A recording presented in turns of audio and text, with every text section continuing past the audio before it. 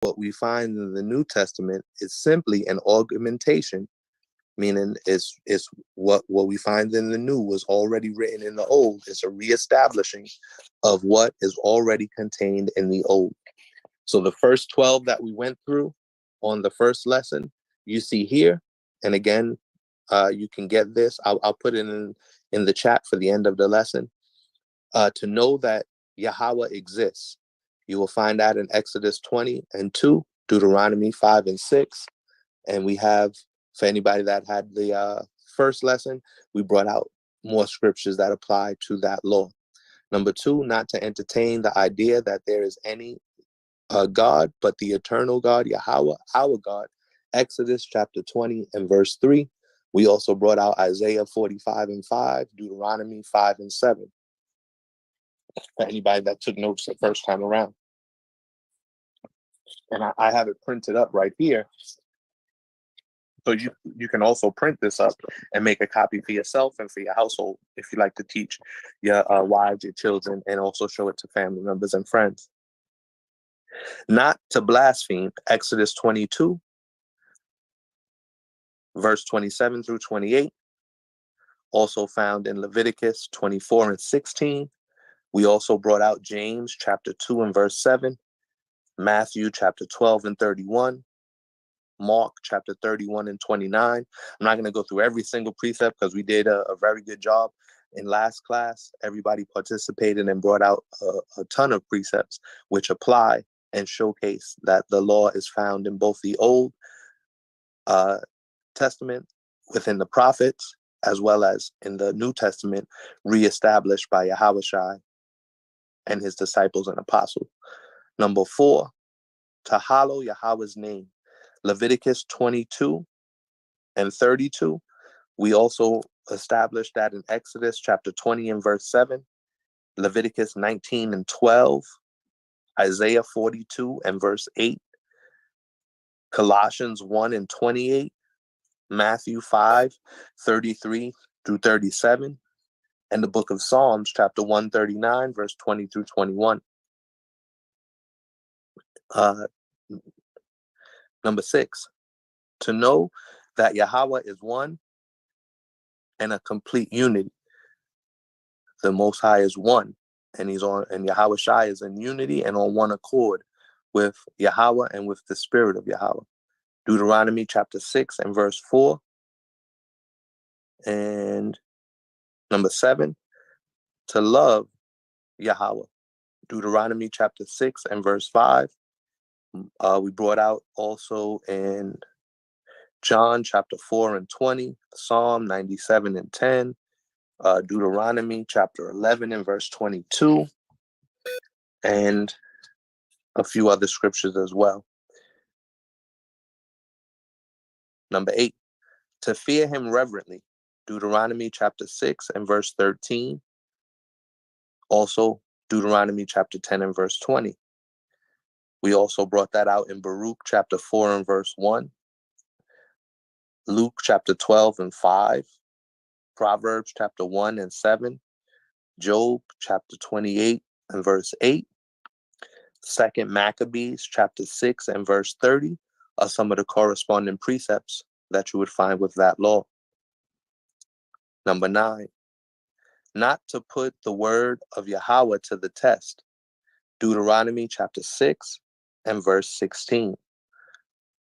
We have corresponding precepts in 1 Corinthians chapter 10 and verse 9, James 1 and 13, Isaiah 45 and 7, Numbers 21, 4 through 9, as well as other precepts that were brought out by the participants of the last class.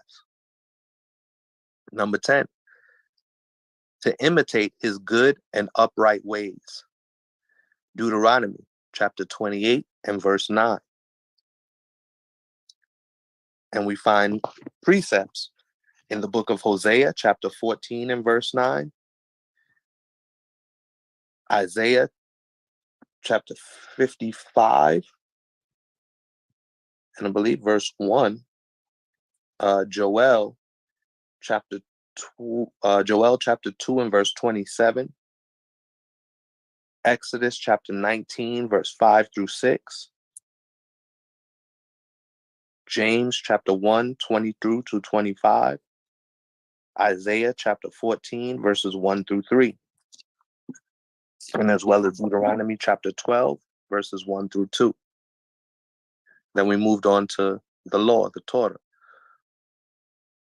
Number 11, to honor the old and the wise. Leviticus chapter 19 and verse 32. We also brought out Sirach chapter 44 and verse 1. Proverbs chapter 1 and verse 8. Leviticus chapter 19 and verse 32. And Ecclesiasticus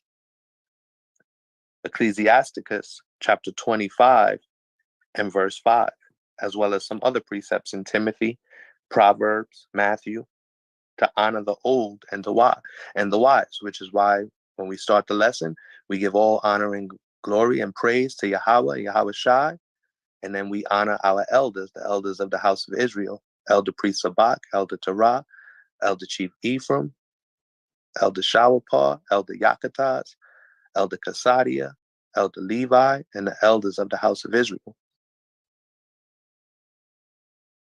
And all the mighty men that are out doing the work on the highways and the hedges, building up their families. And then we moved on to number 12, to learn Torah and to teach it, which is what we're doing now. We're learning the Torah together and we're teaching it. In Deuteronomy chapter 6 and verse 7. We also found a precept for that in Ezekiel chapter 44 and verse 23. Psalms chapter 119 and verse 71 and through 73. And it also, as you see there, it says Matthew chapter 7 and verse 17. So now we're going to move on to the next set of laws, starting at number 13, and we'll do another.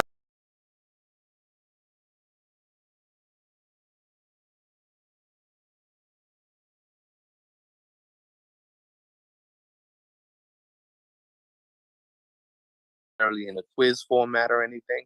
This is more just for everybody to participate and see if we could go ahead and reason together so that we can learn. As we learn the law together, we'll all be on one accord. So the first question would be, everybody understood and on the same page with the first 12 that we learned together? Time. All praises. And just I'll skim through the list really fast before I get to the question. So the laws are broken down. The first 10 were in regards to Yahweh.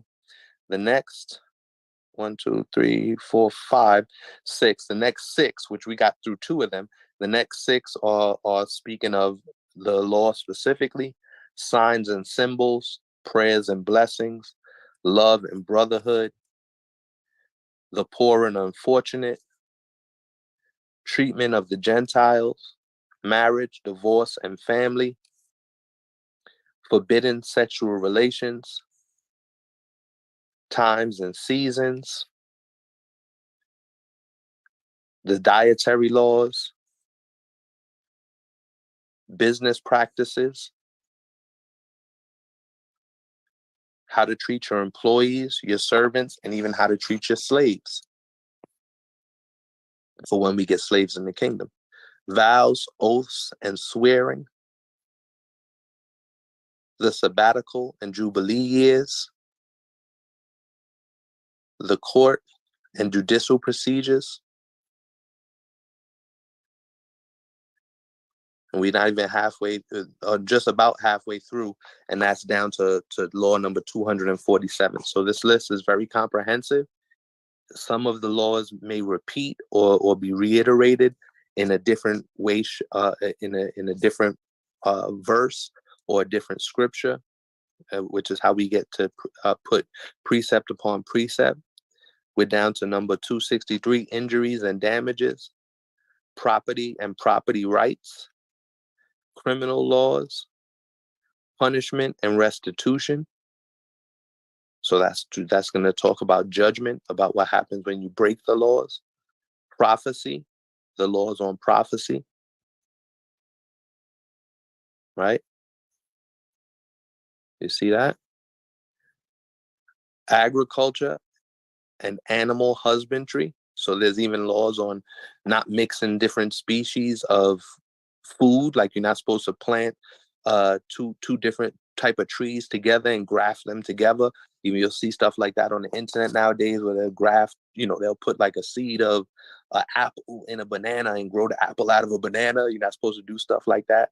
Also, not supposed to mix up the cow. You're not supposed to let a horse and a a donkey breed with each other, or like the wicked. When we go over those laws, we'll probably pull up some pictures of how Esau has bred tigers with lions and bred different type of bears together, and bred like zebras with horses and donkeys. All kind of wickedness that Esau is doing is against the law, right? There's the law on the fruit, right? The fruit bearing trees. Laws on clothing. Men shouldn't wear a woman's clothes. Women shouldn't wear a man's clothes. You can even put fringes in there, right? We might even have to add some things, not necessarily add to the law, but wearing fringes as a part of your clothing is definitely something that goes under the clothing. I'm pretty sure we'll see it somewhere else in here, though, because that is one of the laws in Numbers 15. Actually, one of the laws we're going to bring out tonight as an example. Laws for the firstborn of your family and of your household, right? Your firstborn son, the high priest, the priest, and the Levitical laws. These are laws that right now, Yahushua is our high priest. So we're not keeping these Levitical laws, some of the laws dealing with and pertaining to sacrifice, because there's no Levitical priesthood right now. Yahushua is our high priest. Right? So you got those laws. You see that? Laws on taxes, tithes, right? And offerings.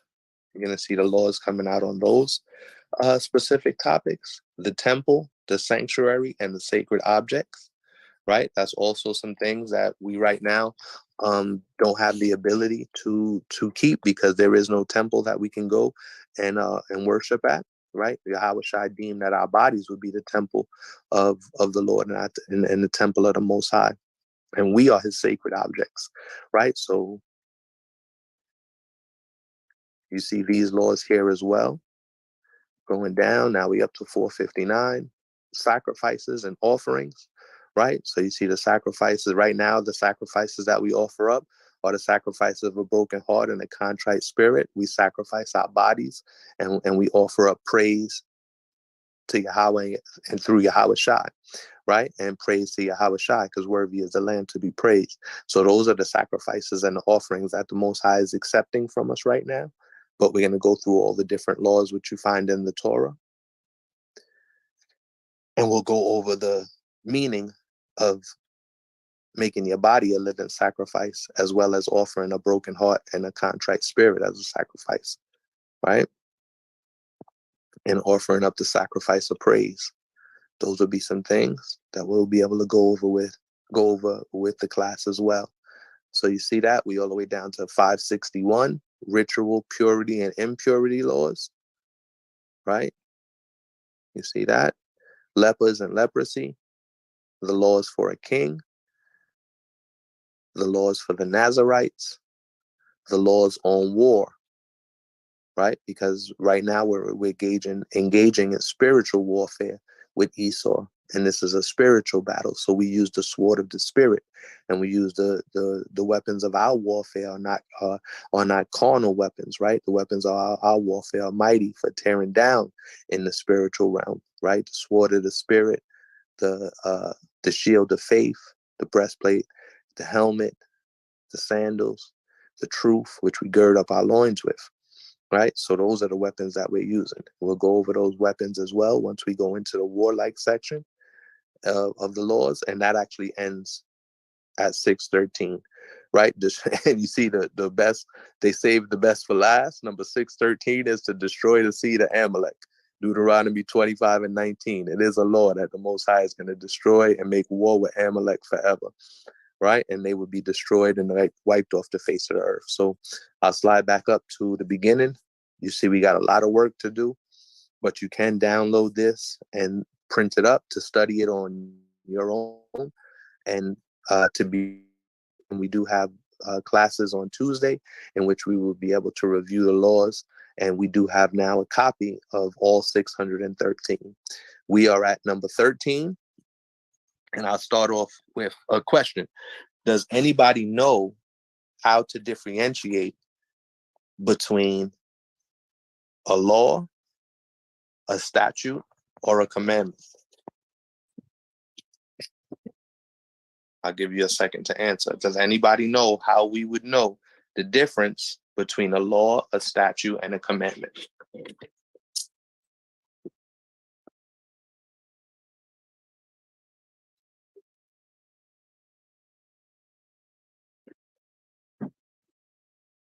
Anybody? I'm right here. I gotta find looking with my phone charger. I'm right here. Anybody know how we differentiate between a law, a statute, and a commandment?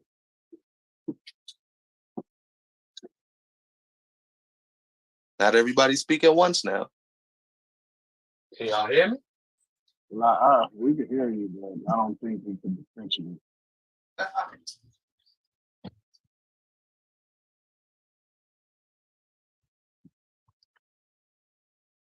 Can you hear me?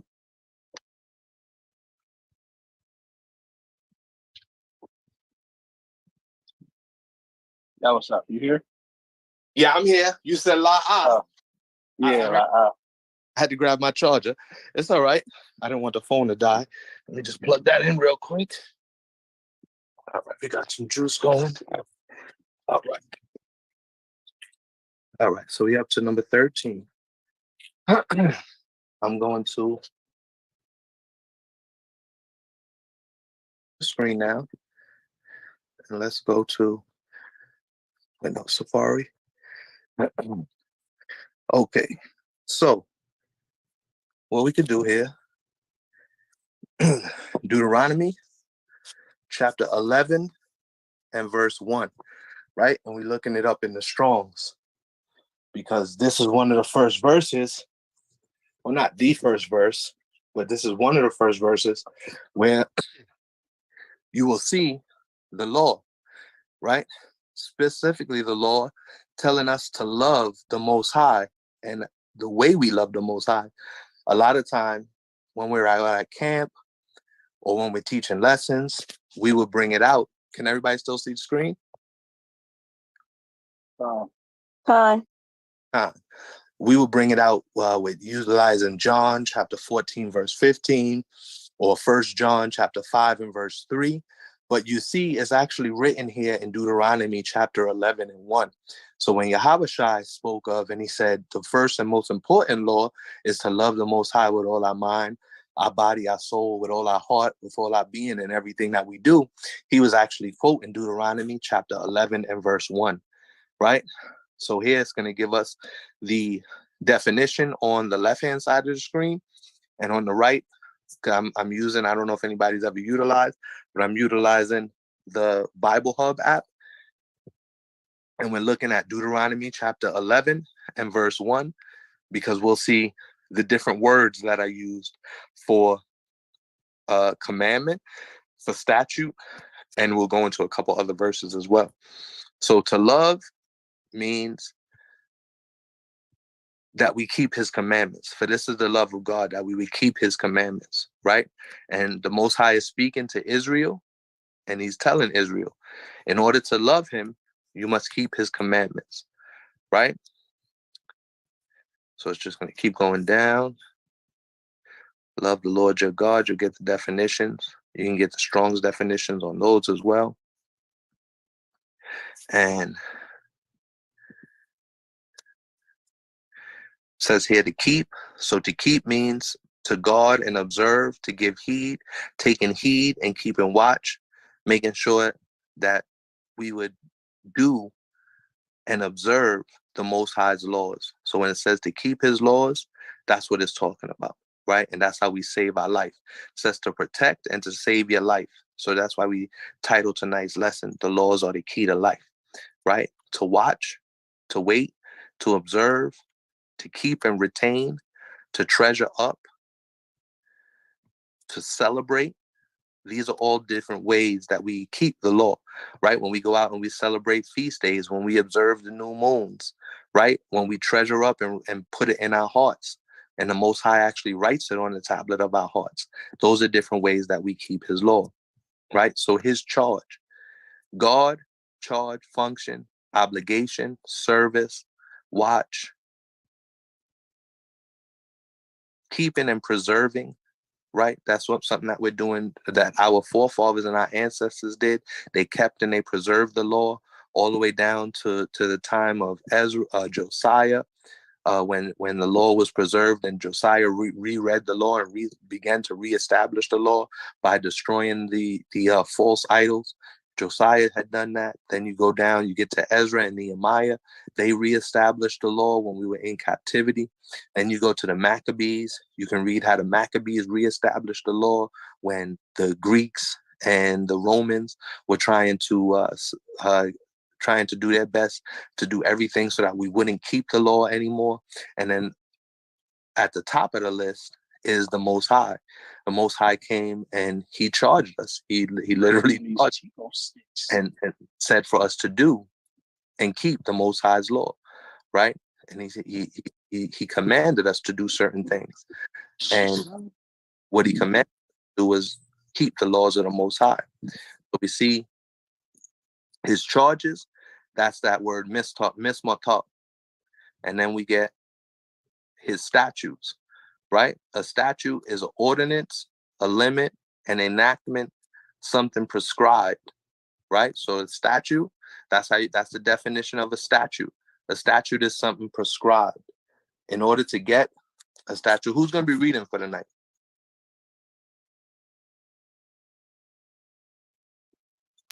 It's me, Brother Ariel. Okay, Cap, if you could bring out Exodus chapter 35 and verse 3. Right? We're going to see a statute, right? This is actually a statute. A statute is an ordinance, a limit, an enactment, an enactment, and something prescribed. A statute. So bring it out from Cap. This is actually a statute. So we're going to give a quick 3 examples between a statute, a commandment, and something written in the law. The law encompasses everything. So when you say the law is everything. The law is everything written in the first 5 books of the Torah, as we read earlier. A statute is a requirement of the law, something that is required for you to do and something that you would act out on, right? So read chapter 30, Exodus 35 and 3. And Khan, and a big part of the statutes is also feast days. Khan, that's right. next. You jumping ahead. You're jumping ahead. That's the next precept. Nah, I'm just playing. But after that, we get Leviticus 23, verses 3 through 4. Which one? Exodus 35 and what? Verse 3. Verse 3? Khan. This is the book of Exodus, chapter 35 and verse 3. When everybody have it, say Khan. Khan. Exodus chapter 35 and verse 3. Ye shall kindle no fire throughout your habitations upon the Sabbath day.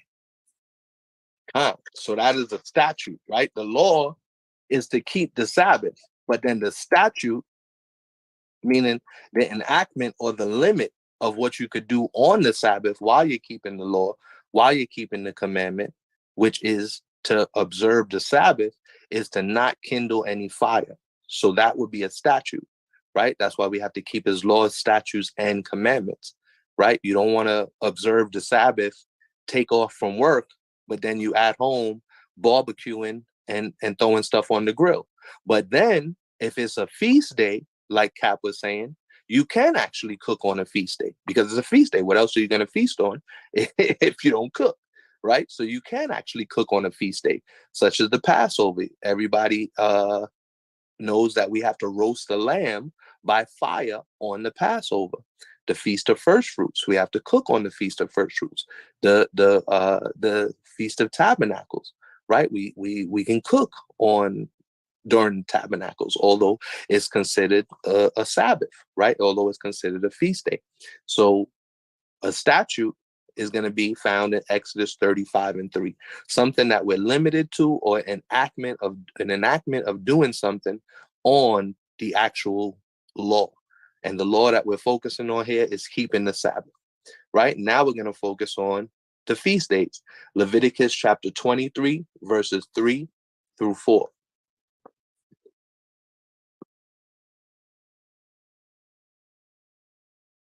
And this is going to explain another part of what a statute is, because there's certain things that we have to do and certain feast days that we have to keep. So we go to Leviticus chapter 23, verses 3-4 to explain what a statute is. Con. This is the book of Leviticus, chapter 23, verses 3. When everybody have it, say Con. Con. Leviticus chapter 23 and verse 3. 6 days shall work be done, but the seventh day is the Sabbath of rest. In holy convocation, you shall do no work therein. It is the Sabbath of the Lord in all your dwellings. Verse 4. Bring it out, King. Verse 4. These are the feasts of Yahweh, even holy convocations, which ye shall proclaim in their seasons. So these are the feast days, right? And it goes on to read the Feast of Tabernacles, Passover, Feast of Tabernacles, and the Feast of First Fruits. Is going to go on to explain that those, although with those might fall on Sabbath days, or those are Sabbath days, we still have to keep those Sabbath days, and we wouldn't be killed for cooking on those Sabbath days, because on the Sabbath day, even on new moons, which are Sabbaths, we're not supposed to cook, right? On new moon, you usually cook the night before, but you can also cook, on a new moon because it's a feast day. Or it's a Sabbath day as well, but you can cook. It's not like the sixth day of the week, which would be the Sabbath day, and from Friday sundown to Saturday sundown, which is the traditional Sabbath, which we keep every week and we observe, as we just read in Leviticus chapter 23 and verse 3, right? So in verse 4, you see that these are the feast days that we are to keep. You can read on, Cap. Go ahead. You wanted verse 4 or verse 5? You can read verse 5, just so we get that. Verse 5, Leviticus 23 and verse 5. In the 14th day of the first month at even is Yahweh's Passover. So that's the first statute, right? A statute is that we shall keep the Passover on the 14th day of the first month. We all celebrated Passover together. This was my second year being able to join with the family and celebrate. Last year was in Atlanta. This year was in New York, and it was a blessed Passover, right? Now, read on. We're probably going to go down to, let me see. We're going to go down to the first fruits. So go down to verse 10. Keep reading. And on the 15th day of the same month is the feast of unleavened bread unto Yahweh. 7 days you must eat unleavened bread. So for 7 days we eat unleavened bread during the Passover. Everybody knows that because we just completed the Passover. If you don't know, this is where you would want to study of the about the Passover and how to keep the Passover, on the date and what you should eat. Read on. In the first day ye shall have an holy convocation. Ye shall do no servile work therein. So that's part of the statute right there. The statute, right? The law is that we got to keep the Passover. The commandment is that we got to keep the Passover. But one of the statutes is that we shouldn't do no servile work on the first day of the Passover, right? After the first day of the Passover, you might have to go back to work. You might not be able to get off all 7 days. But for the first 7 days, or for all 7 days, you got to eat unleavened bread. That's a statute, right? And then on the first day, it's a holy convocation. So it's considered, if it fell on a Tuesday, the first day of the Passover is considered a Sabbath where you would not work. But you still can cook because you got to eat the unleavened bread. So you might have to cook the unleavened bread and the lamb, right? So that's where the statutes come in. The statutes are going to give you your instruction, and as we see there, your enactment, how to act out and perform and do what is prescribed to you on that specific law, right? So the law is keeping the Passover, the law is keeping the Sabbath, and now what we're seeing is that on the regular Sabbath, which we follow every Friday night, sundown to Saturday sundown, you can't cook, you can't do no servile work. But now, if it comes into the Passover, you can actually cook, because you got to make your unleavened bread for 7 days. And on the first day, you got to have your lamb ready, your bitter herb, your wine, and your unleavened bread. But you're still not supposed to do no work. So you got to take off that first day of the Passover. If you have to work, you have to request off, right? So that's why even now, Priest Sabak is teaching us to prepare for the feast days, right? He already told us next year's Passover is going to be in Philadelphia. So everybody should prepare to celebrate next year's Passover in Philadelphia, as much of us are able and as possible. Prepare for that first day. The next feast day we have coming up is the new moon, I believe on July 17th. So we need to prepare for that as well. June 17th. June 17th. July, I'm sorry, June 17th. The wrong month, I apologize. Right? So is everybody following? Everybody understand so far? Khan, everybody in the class understand? You could put a 7 in the chat, or you could come off mic and say Khan, that's fine. Khan. All praises. Verse 8. All praises, Khan, Tawada. Verse 8. Verse 8. But ye shall offer an offering made by fire unto Yahweh 7 days. And the 7th day is a holy convocation. Ye shall do no servile work therein. Right? So with the Most High again is showing us that in Exodus chapter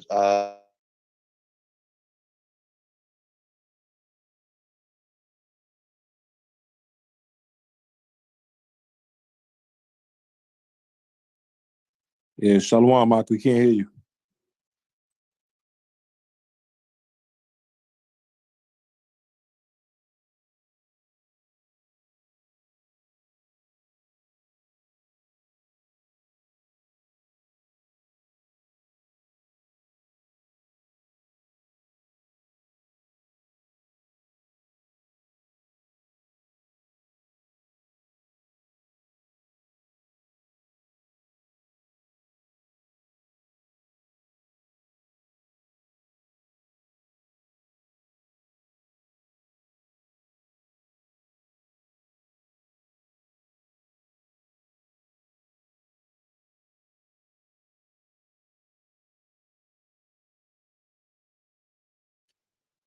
Shalom, Yawasap, are you there?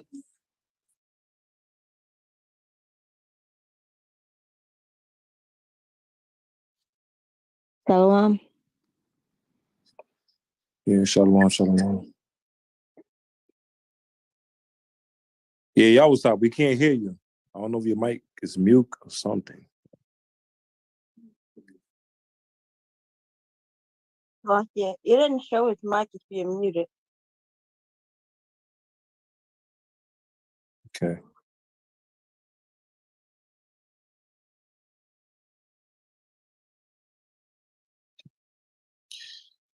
Yeah, so he'll come back on. I don't know what's going on, but brothers bringing out the laws, man. Laws, statutes, and commandments. You know, like we was talking about from Exodus 35 and now to Leviticus 23. You know, a lot of people don't really know the difference, but it kind of intertwines, right? You know, pertaining to law, statute, it say law, statutes, commandments. They'll talk about even charges or precepts. You know, there's different ways of saying certain things. But like he was saying from verse 4 to verse 8, where we at right now, like I said, with the feast of the Lord, even holy convocation. And a holy convocation is a gathering. And that gathering also ties in with the Sabbath, which ye shall proclaim in their seasons. right? So the feast days, they all come at a specific season.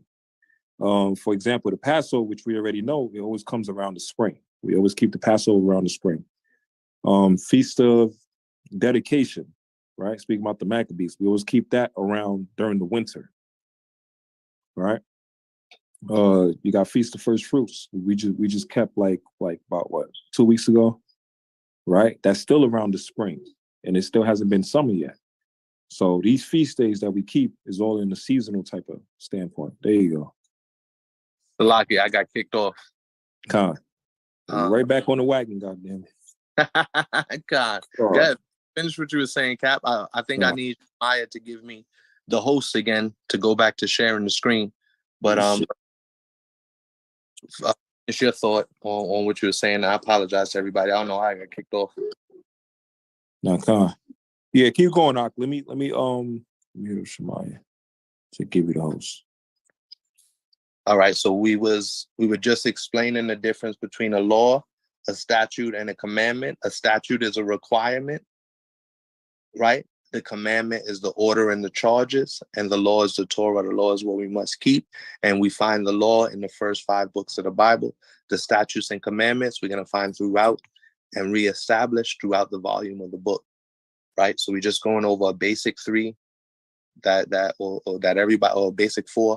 The Shabbat, as an example, the high holy days of the Passover, the Feast of First Fruits, and the Feast of Tabernacles. And we're establishing the differences of the statutes that we keep on these specific high holy days, such as established on the Shabbat. We all know that we can't kindle a fire that violating the Shabbat is punishable by death, right? And we see that on the Passover, that we all are to gather together and to keep the Passover. And that when we gather together to keep the Passover, that we are to eat unleavened bread for 7 days. And we actually can kindle a fire because we have to cook the unleavened bread and cook the lamb, right? And make a fire as a holy convocation. Then when we get to the Feast of First Fruits, we have to come with our first fruit. So, everybody, we're not really growing. We don't, probably don't have the land or the gardens and the ability to grow food as our ancestors did when we did have the promised land. Because even this commandment pertains in that in the land which the Most High would bring us into, and which He would give unto us, right? That we were to bring in the first fruits. We were to bring in the first fruits of our harvest. So now, while we're in captivity and we don't have that necessary, everybody doesn't have that ability. Everybody contributes to the Feast of First Fruits. Bring a dish like Priest Sabak would recommend for us. Bring some wine. Bring a salad. Bring some dessert. Whatever you can bring, and even chip in and add to the ability for everybody to celebrate the Feast of First Fruits together. Let me see. Yeah, I still can't share the screen, Cap. But we can still go, we can still go on. Yeah, Shemai gonna put you as a host. All praises. So then, let's see. We could jump down to, I want to get to,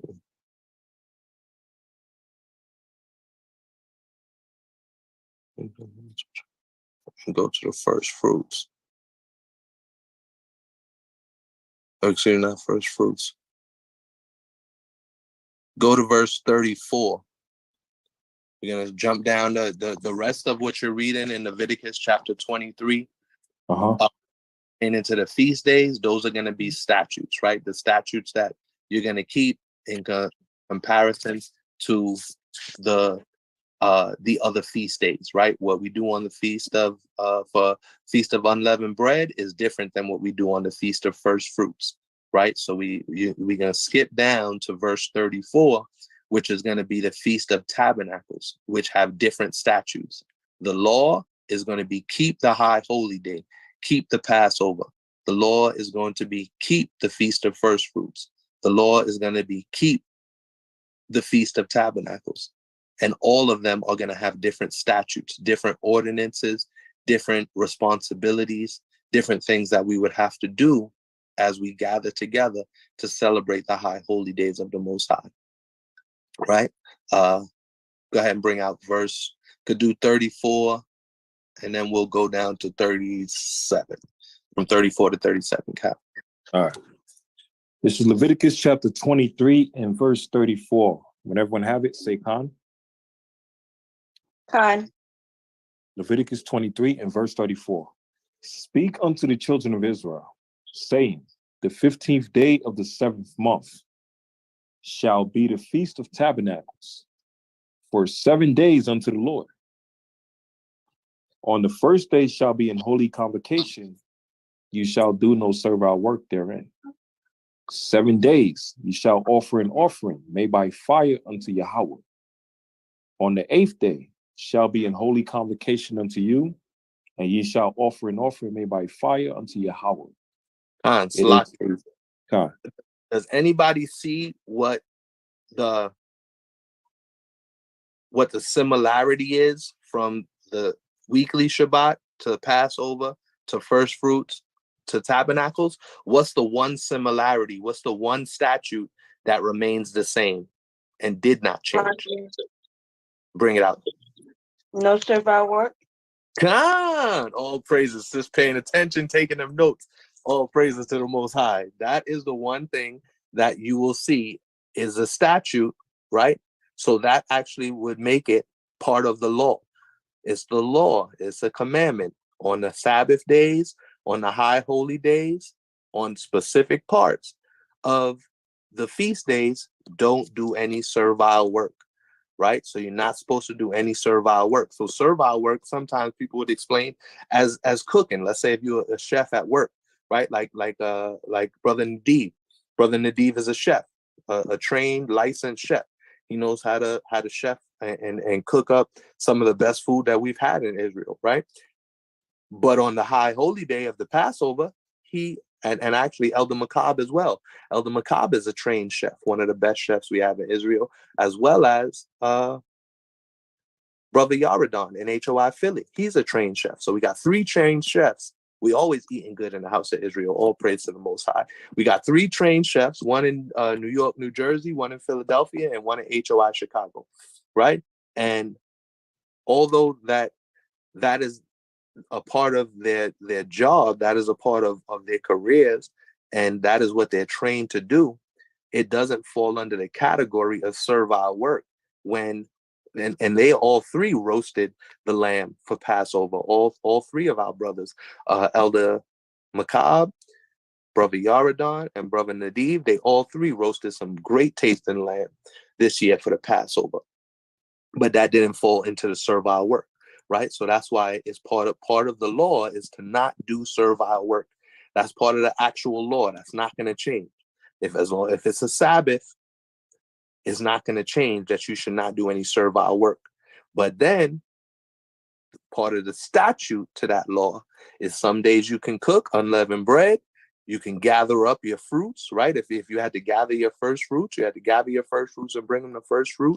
Again, that's if we, had a farm or had land that we was cultivating, and or even have a garden in the back with some tomatoes and fruits and vegetables, lettuce and different things like that, right? Or had to go shopping in today's day and age and go get food for the Feast of First Fruits, or during the Feast of Tabernacles, which you also supposed to bring, whatever kind of food you can bring to the table. And it says make an offering by fire. So remember, on the regular Sabbath, we all know don't light a fire. But we see 2 times here where we can light a fire because that's part of the statute, right? That's part of the enactment. That is something that we're prescribed to do. That is what the statute is. So far as everybody following the difference between the law and a statute and a commandment. Khan? Khan. Anybody have any questions? You could raise, open up, get off the mic and say Salaki if you have any questions, and Cap or myself will better explain it to you so you understand the difference between the law, keeping the Sabbath, keeping the high holy days, the 3 mandatory feast days for all of Israel versus the statute of what you are to do and what the ordinances are for you to do on those specific days. Everybody, go ahead, bring what you got. I was just wondering, like, how do we exactly know when the days are for each feast day each year? Okay, so very good question. So we just read that, right? In verse 30, the Sabbath is going to be from sundown Friday to Saturday sundown. You with me on that, King?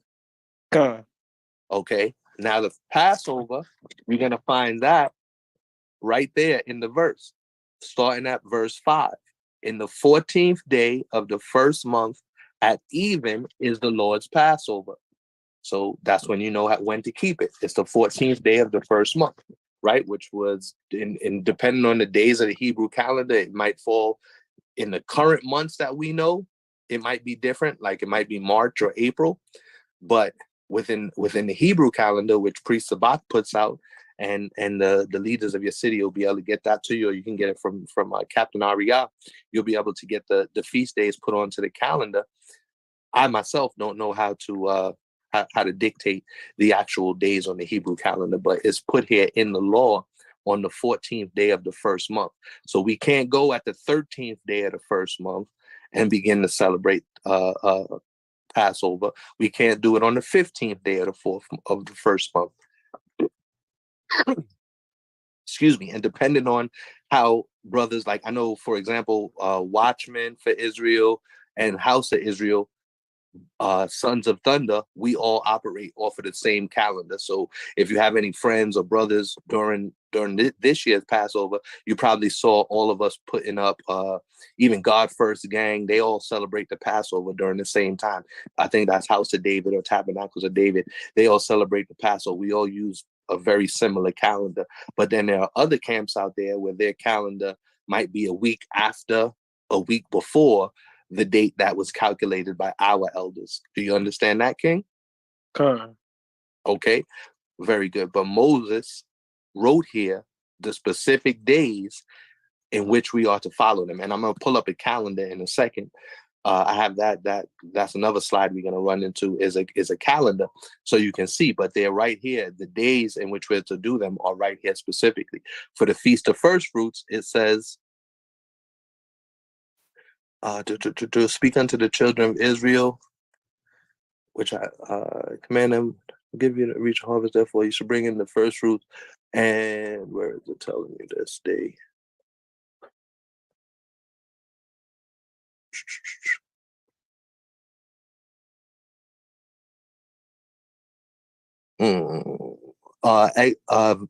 Verse number, Leviticus chapter 23 and verse 16 is where you're going to find it's 50 days after the Passover, right? So if you count 50 days after the last Passover, that's when you're going to celebrate Feast of First Fruits, because that would be, again, during Passover or in that time, the first month of the year, which would be the first month of spring, which is why it's usually March or April on a Gregorian calendar. Go ahead, Cap.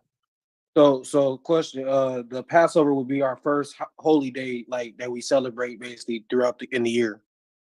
It would be the first high holy day. The Shabbat is also a holy day. So the Shabbat is also a day that we would celebrate, as well as new moons. So new moons are also a holy day that we would celebrate. So the Passover would be the first, because it's the first month of the year on the 14th day. Now, before that, we're going to celebrate the Shabbat. Might even be a new moon, depending on the calendar. But the Passover, you are correct, is the first high holy day on the calendar, because it's the first month, the 14th day. And then 50 days from the Passover is when we celebrate the first fruits, which is going to be the feast. It's also called the Feast of Weeks.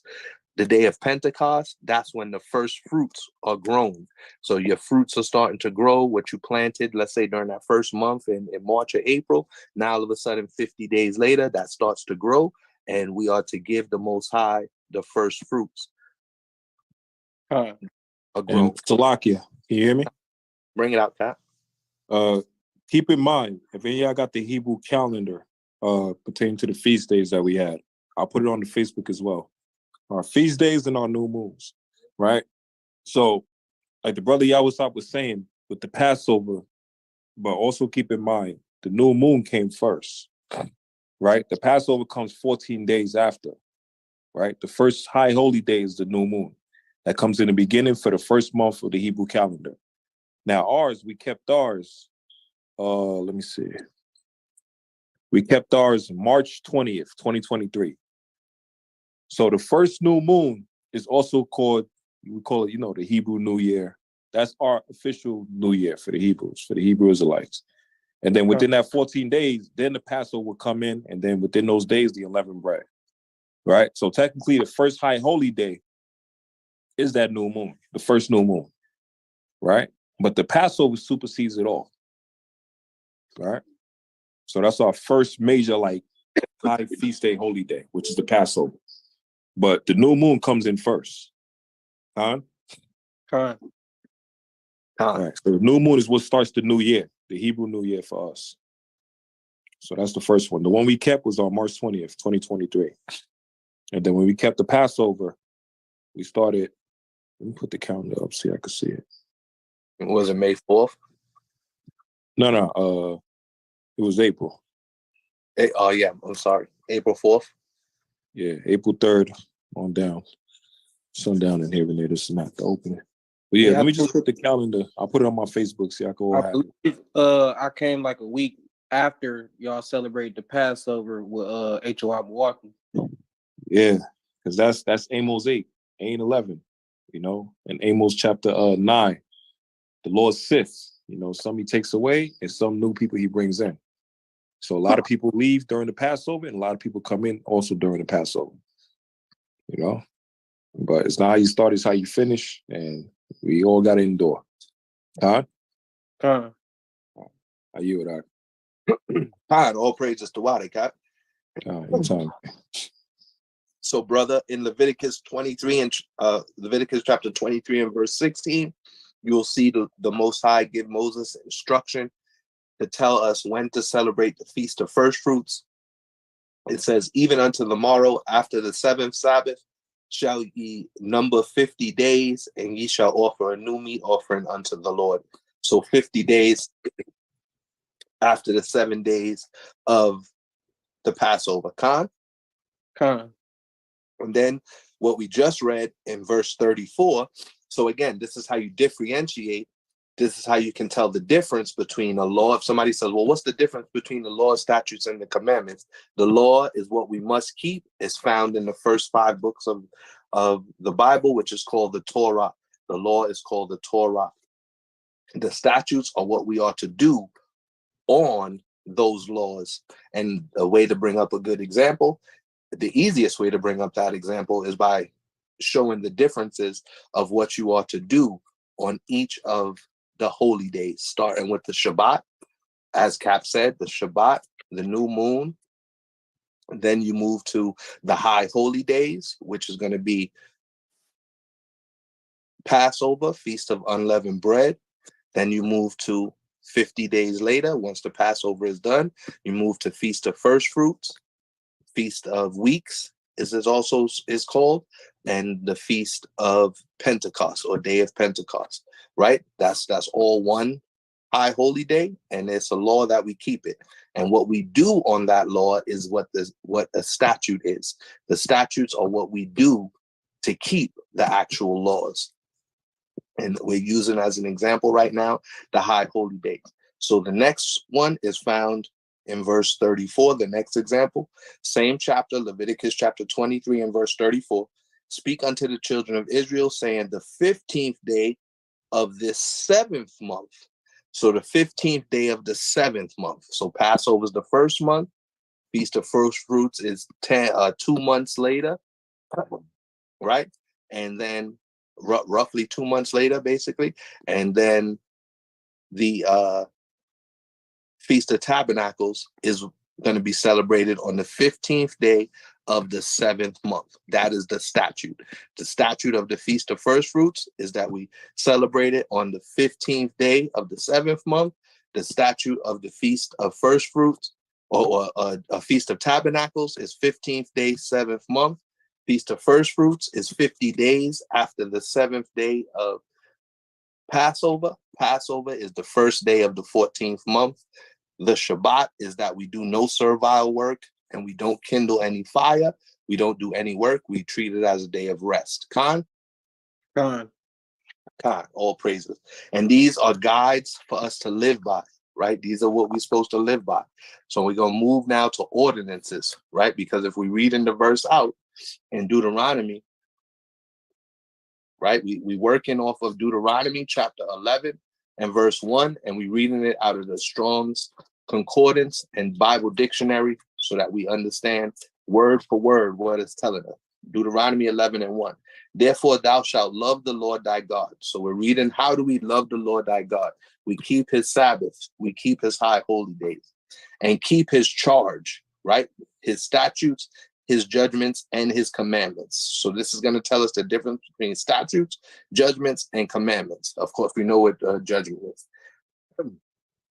His ordinances, judgment, right? So ordinance means judgment. When you see the word ordinance in the scripture, if you read in another translation, it's going to read out as ordinance. It means judgment, judgment, justice, ordinance. Act of deciding a case. The process, procedure, and litigation. So in the book of Judges, right, this is what those judges were doing. They were to see cases. They were to see when two witnesses came before them, they would judge the matter. This is what happens in councils nowadays. And when there's councils that goes on, there's righteous judgment that's being put forth within the councils by our elders, right? This is what we would do as Israel. We would litigate. We would utilize the law and then determine who was right or wrong according to the law, right? The law is going to be what is written down. The law is going to be what was passed down from all the way going back to the beginning, right? Law of circumcision. There's different laws that come before the actual written law, right? The law that was passed on to Abraham, Isaac, and Jacob. Noah taught his family the law, right? Only Shem kept it, but Noah taught his family the law. Japheth and Ham was wicked, right? They didn't keep the laws that their father had set forth. Shem and his family and his descendants kept the law, which is why the covenant was passed on to Abraham, Isaac, and Jacob, right? Esau is part of Jacob's family because he's Isaac's son, but he didn't keep the law, right? He's a vain fornicator. Right? So we see the ordinance of the law also described as cases, causes, what is presented before, what is presented for judgment. So you can go and you can say, okay, it was the Shabbat and I cooked. Now you will be judged. Everybody understand that? Con. Okay. Then there's also a time for judgment, right? There's, like Solomon said, it's a time for everything, right? So if it's the Shabbat during the Passover and you cooking because you got to cook unleavened bread, would you be judged incorrect? Would you be judged wrongly, or would you be given grace to cook during the Passover? How would you be judged? Anybody can answer that? Giving grace. God, all praises to the Most High. Right? So it's a part of adjustment, right? Restitute, right? Attributes of the Most High or man. What does it mean when it says attributes of God or man? Anybody?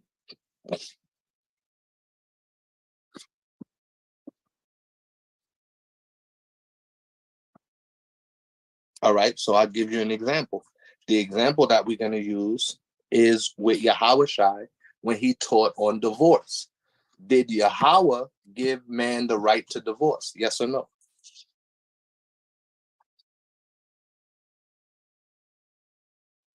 So I can Bring it out.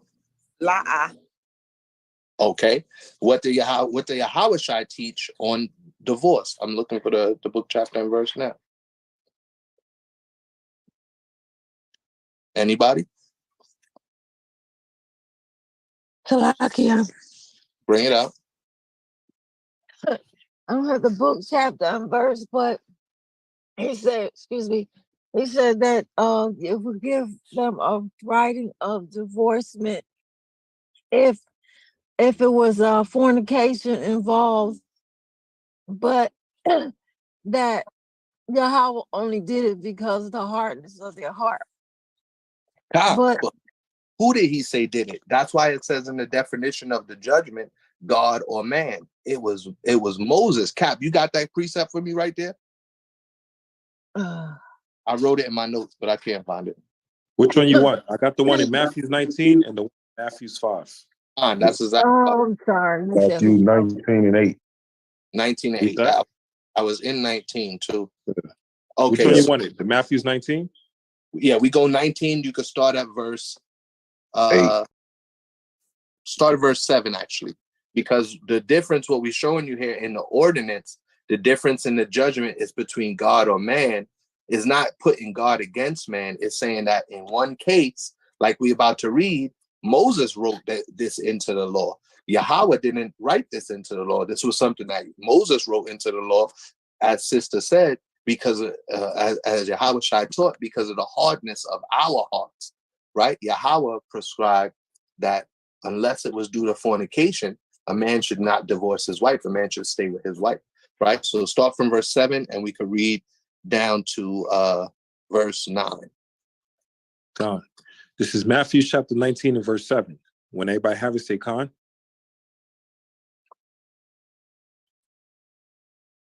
Matthew's 19 and verse 7. They say unto him, Slakia, they say unto him, why did Moses then command to give a writing of divorcement and to put her away? So Moses gave a command, right? So here we go again with a difference. The law is that you don't commit adultery. The command that Moses gave pertaining to that had to do with divorce. And that goes into the statute. So and the statute that Yahweh Shai taught was that, no, you can't divorce your wife unless fornication was committed and unless some sort of adultery. And then he also gave a statute on that by saying, if you even look at another woman, you're committing adultery. So that goes into the statute. So the law, that's how we tell the difference between the law, the statute, and the commandment. A commandment could be given, as we see Moses did here. Man could write a commandment in, right? Yahweh gave us the law, and the law says that we shouldn't commit adultery. Then there's a statute on that, right? And we'll go into that when we get into those different laws that pertain to it. But, if a man wanted to divorce his wife, if a man wanted to find a second wife, if a woman was widowed, what is she supposed to do when her husband dies? Those are what you're going to call the statutes, right? So read on. Moses then commanded, and read on, Cap. They say unto him, why did Moses then command to give a writing of divorcement and to put her away? He saith unto them, Moses, because of the hardness of your hearts, suffered you to put away your wives. But from the beginning, it was not so. From the beginning, it was not so. So in the beginning, to put away your wife was not a part of the law. Adam couldn't put away Eve because Eve went and took the doctrine of the devils. Adam couldn't put her away. He said that's the mother of all living, right? You couldn't put your wife away for just about anything. And by the time Yahweh Shai steps on the scene in the book of Matthew, people was putting their wives away for anything. Also, people were doing that because it had become a part of, we were following after all these other different cultures and following after their ways, that we forgot about being able to have multiple wives, which is why Yahweh Shai was trying to teach it. He said, put away your wives. That's a wife with an S. It wasn't just because he was talking to multiple people. He was saying, look, you can have more than one wife and you're not supposed to put them away. And you're not supposed to go out there and commit adultery on them, especially because you could have more than one wife. But we were following after, just like we do nowadays, follow after the ways of the Americans. Back then, we were following after the ways of the Romans. that said you could, or the Greeks that said you could only have one wife, and then they would just go cheat on their wife at the strip club, at the front gates. They would get a harlot. They would go to orgies and all these different type of things, instead of a man understanding that the Most High made it a statute, because marriage is a law. You are supposed to get married. That's one of the first commandments that God made for man, right? If you don't get married, there's a statute that was eventually put in that, you don't have to, but it's better for you to get married so you don't fall into lust, and you don't go out there and you start fornicating and committing adultery and committing sins as a whoremonger. That's why the Most High, he implemented, you might as well get married. And if you're strong enough not to, then you're strong enough not to commit adultery. You're strong enough not to be a fornicator, and you're strong enough not to be a whore or a whoremonger. But back in the days, in the book of Matthew, our people started following after these heathen cultures like we follow today, where it says a man could only have one wife. That's American culture. That's Roman and Greek culture. And that's why so many, you see all these Edomites, they cheat on their husbands, they cheat on their wives, they don't even care. It's part of their culture. And they try to push that fornication. Esau is the most named fornicator. He tries to push that fornication on us by taking out of our mind the statute of the law that a man could have more than one wife. Right? If a man is going to have more than one wife, he's not going to be out there looking to go divorce all of his. Jacob didn't divorce his wives. Abraham didn't divorce his wives. He put away one of his wives because she wasn't the child of promise, and the Most High told him to listen to Sarah to get that harlot out of the house. God. And Salakia, part of the word statute also ties in with customs. Right? Like with us, keeping the feast day, that's part of our custom, that's part of our heritage. The way we dress, the foods that we eat, which is part of the dietary law, that's part of our customs. Right? Us having a Israelite man able to have multiple wives, that's part of our customs. Our languages, even the music that we listen to, all these things are part of our customs. Yeah. Cap, all praises. That fringes is going to be the next one we get into, Cap. We did feast days. Next is going to be fringes. And then, what else I had? Judgments. We're going to do, we're on judgments right now, actually. All right. So let's go ahead. Finish at verse 9. Verse 9, right? Gone. Matthew chapter 19 and verse 9. And I say unto you, whosoever shall put away his wife, except it be for fornication, and shall marry another, committeth adultery. And whoso marrieth her, which is put away, doeth commit adultery. So the law is do not commit adultery. The statute on that law is if you marry somebody who a husband just unlawfully puts away his wife, he unlawfully divorces his wife, and the wife goes on to be with another man, you're committing adultery. You're committing sin. You're breaking the law. So that's the ordinance and the decision in the law, right? That's judgment on the law. You go and you do these things, and to commit adultery is a sin worthy of death. Salakia. Bring it out, sis. I found where divorce was first put in by Moses. It's Deuteronomy 24th chapter 1-4. I'll get that, Cap. And then Cap, you could get Romans 6 and 23. You said Deuteronomy 24, right, sis? 1-4. Yeah, I got it, Ak. You got it? All right, Yeah. This is Deuteronomy chapter 24, verse 1. When everyone have it, say Khan.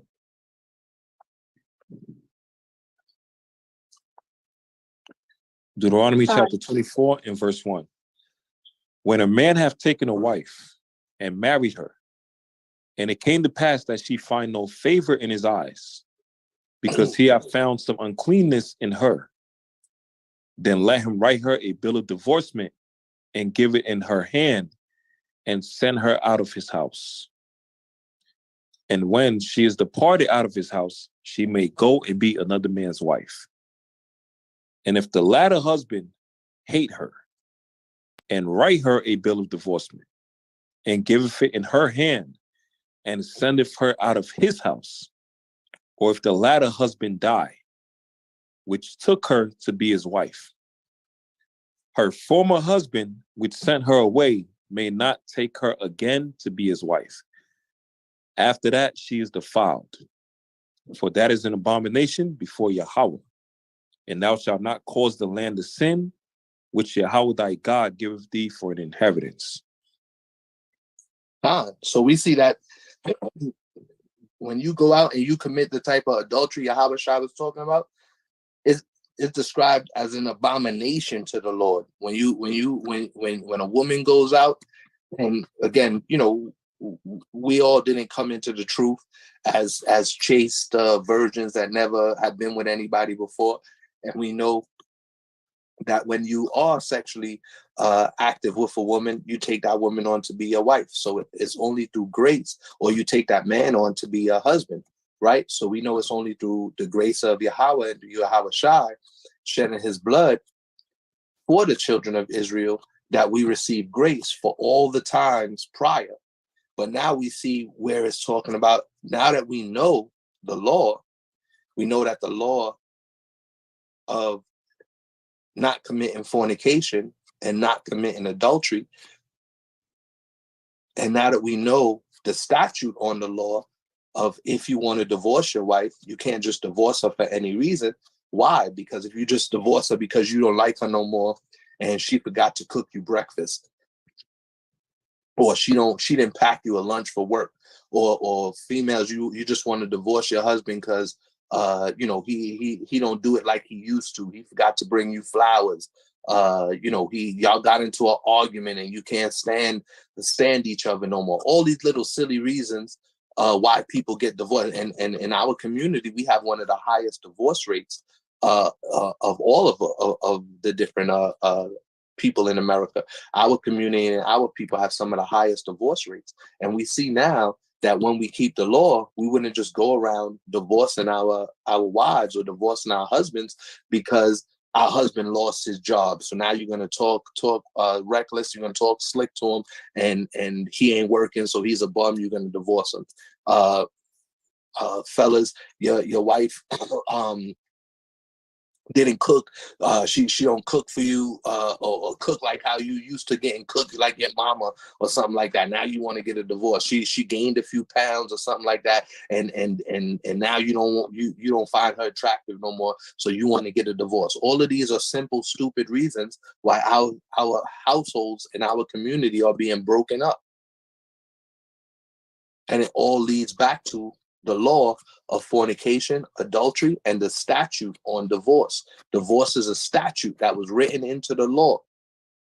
And the Most High said that we're worthy of judgment, ordinance of judgment, if we break the law by sending our wives away unjustly and forcing them to commit adultery, or we ourselves, after we send our wives away unjustly, go and commit adultery. We're worthy of judgment. Everybody understand that? Hi. Do you see how important it is to love your wife? That's why we're taught, and as Israelites, we're taught, love your wife as you love yourself, and wives, love your husbands as as you love Yahweh Shai. Husbands, love your wives as Yahweh Shai loved the church. That's how important it is to love your wife. That's how important it is to love your husband, and not just to write them off and send them away for any old reason. But because of the hardness of Israelites' hearts, Moses permitted divorce. Yahweh Shai came and corrected everybody. That was part of the traditions. That when it says he nailed the ordinances to the cross, that was part of the ordinance that he nailed to the cross. He nailed that statute and that ordinance that Moses wrote in. He put that on the cross and said, no, you can't divorce your wife unless it's for fornication. Because if you do divorce her and it's not for fornication, if you do divorce your husband and it's not for fornication, you are now committing adultery. You are now committing a sin worthy of death. Everybody in the room understand that? Everybody if you understand that, put a 7 in the chat of how important it is to love your wife, to stick it through, to love your husband, and to show forth the true love of how Yahushua loved the church and how you love Yahushua by loving your husband for the wives. If you understand that, put a 7 in the chat, or at least come off the mic and say Khan, and we can move on to the next one. I'm not looking at the chat, so Cap, you got to check the chat to see if they throwing the 7s in there. Khan Yeah, out of one. they throwing them 777s out. Triples. All right. And one more thing, beautiful precept from the sister. Let's just go back to Matthew chapter 19, right? Khan. Real quick. And I'm gonna show you why Yahushua said to divorce your wife when she commit fornication, right? Get Matthew 19 and verse 4. Verse 3. Matter of fact, let me read it. I forgot I'm the damn reader. I'll read it. Most important thing is for everybody to be taking down these notes, because you see the 2 precepts that line up with each other, which Sis brought out in Deuteronomy, Cap brought out, and I think it was Jeremiah, brought out in Matthew 19. And another precept coming out earlier in the chapter of Matthew chapter 19 that I didn't even have written down in my notes. So as I'm going through with the class, I'm also taking notes at the same time as well. So it's important. Take down the notes, and we will be able to learn the law together, which is one of the commandments. One of the commandments. So go ahead, Cap, read on. Khan. Matthew chapter 19 and verse 2. The Pharisees also came unto him, tempting him, and saying unto him, is it lawful for a man to put away his wife for every cause? Right? So the key thing in this verse is that, is it lawful for a man to put away his wife for every cause? Basically looking for any excuse to put your wife away, right? Exactly.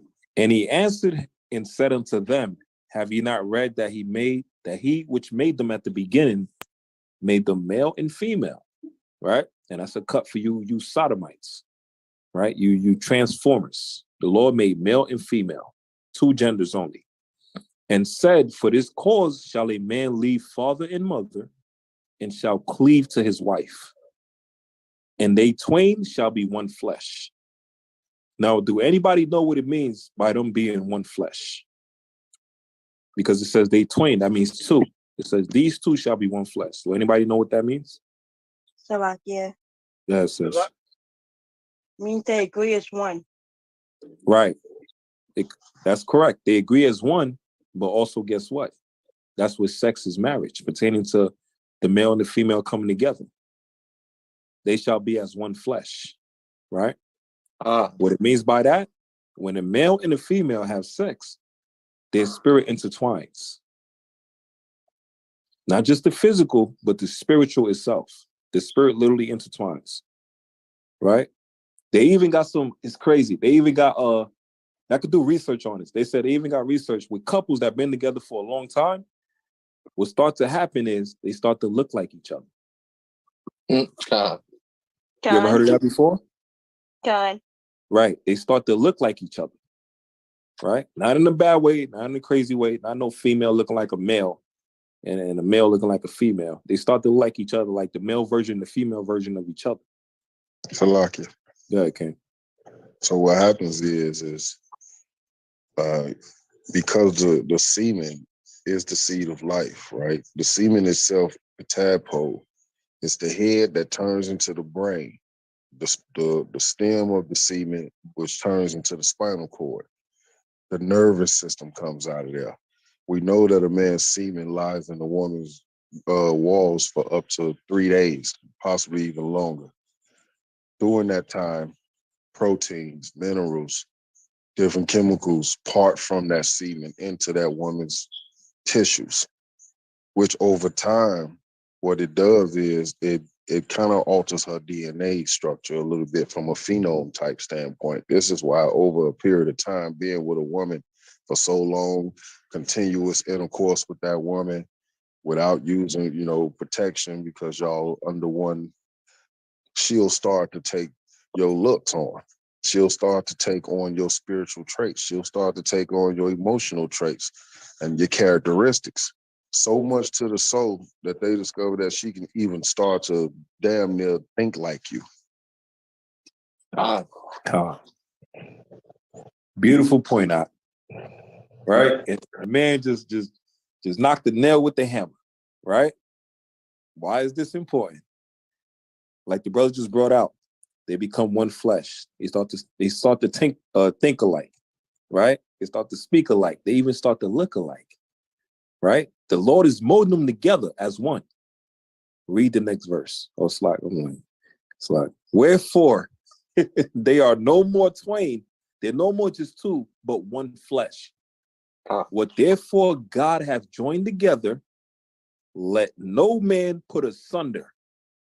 Now, why did it say let no man put asunder? Because when that woman goes and commit adultery with another man, what is she doing? She is severing that spiritual tie that she has with her husband. And what is it doing? It's putting it asunder. So she's cutting off the connection between her and her husband, who was joined by the Lord. So now what happens? Now that's what Yahushua said in the next verse. Slaki, verse 8. He said unto them, most because of the hardness of your heart, suffer you to put away your wives. But from the beginning, it was not so. Why? Because she didn't commit no adultery yet. That's why. Verse 9. And I say unto you, whosoever shall put away his wife, except it be for fornication, right? She's having sex with another man. What she's doing, she's taking in his spirit now, right? It's causing confusion. That's why a lot of sisters, they sleep with a lot of dudes. What happened? They become whores, and next thing what? They got multiple personalities. It's causing confusion, right? Can you speak on that? Right? And shall marry another, committeth adultery. And whoso marries her, which put away, doeth commit adultery. So the main point it is, when a man and woman come together, right, through sex, which is sex is marriage, their spirit intertwines, is linked in.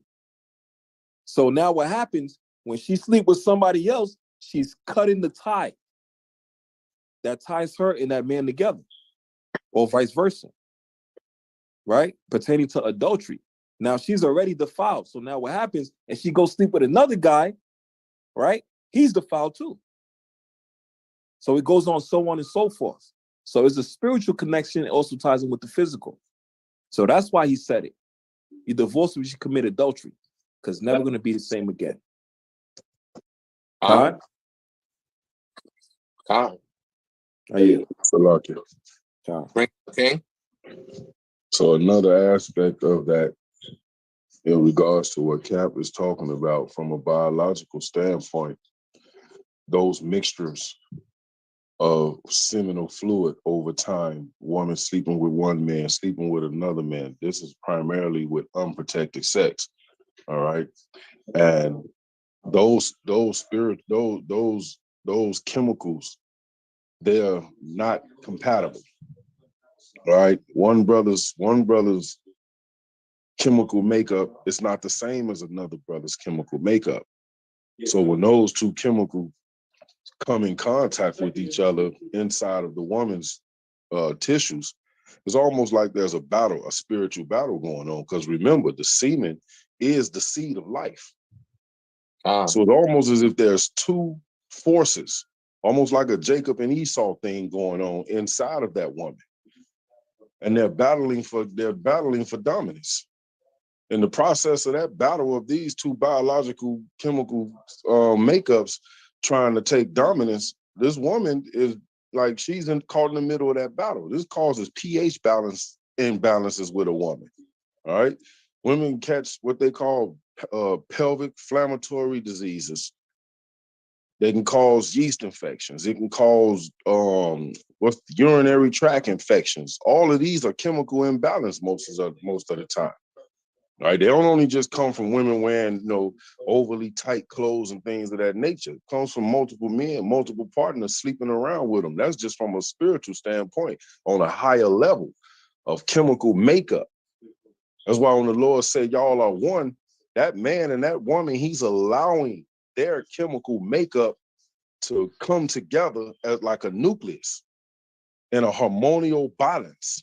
So the moment that another man's spiritual energy enters into that union, it's disrupted.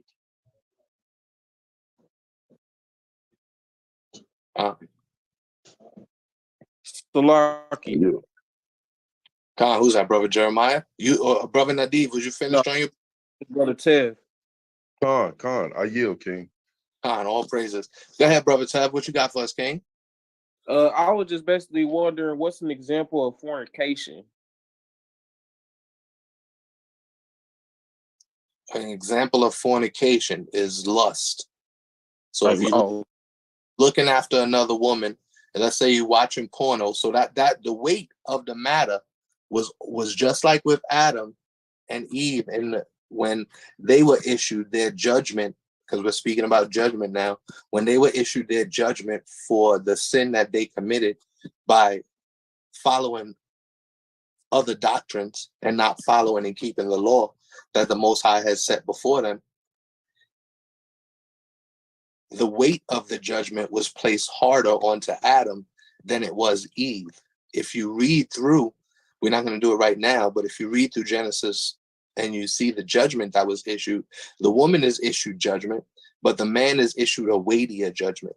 And that's why here you see Yahushua saying, if a man even looks at another woman and lusts after her, he is committing fornication. So if you look at a porno and you're a man or a woman for that matter, but for the most part, if you're a man and you're looking at, I don't think that, you know, women watch porno too. Don't believe they, you know, don't think that they don't. Women have toys. If you're a woman and you have a toy and you playing with yourself with a dildo, you're committing fornication, right? If you're a man and you watching off for another woman in a strip club, you watching off women in the dang on pornos. If you just on the street and you sitting there catcalling every woman that walk by, hey, yo, ma, what up? Yo, what's good, girl? And you just catcalling and you looking after this woman, undressing her with your eyes, thinking in your head, damn, I could toss that up. I could flip it, smack it, do anything you want, you know, whatever you thinking in your brain. You could toss that thing up right there, put her on the wall. You thinking all these thoughts. You're not supposed to be thinking those thoughts. That is fornication. And that's what Yahushua said. And then Yahushua put the weight on us as men and said, if you even look, you're committing fornication. And then if you looking and you're thinking about having, you can look at a woman and be like, yo, that's a pretty woman right there. But you ain't supposed to undress her with your eyes. You ain't supposed to sit there and have sex with her in your mind, which is what you do when you're watching a porno. You're sitting there and you're actually having sex with the woman, although you're having sex with yourself, committing fornication. You're having sex with the woman in your mind, and therefore you committing adultery, which you're now committing you're breaking two laws, two very heavy laws. The law of fornication, do not commit fornication, and the law of do not commit adultery. You understand, King? So you see what fornication is? Fornication is lusting after another woman. And women, y'all can commit fornication by playing with yourselves. That's why the Most High gives us, like Cap just read, it was written from the beginning, a male, a female, two would become one flesh. And just like they were bringing out, brothers just bringing out just now, once you know, to the point where you've been with, if a man goes and a man has, I have a older 7 who's not my current wife. I would be committing fornication and adultery, and actually, according to the law, committing an abomination by going and being back with my first daughter's mother. Right? A dog returns to his own vomit.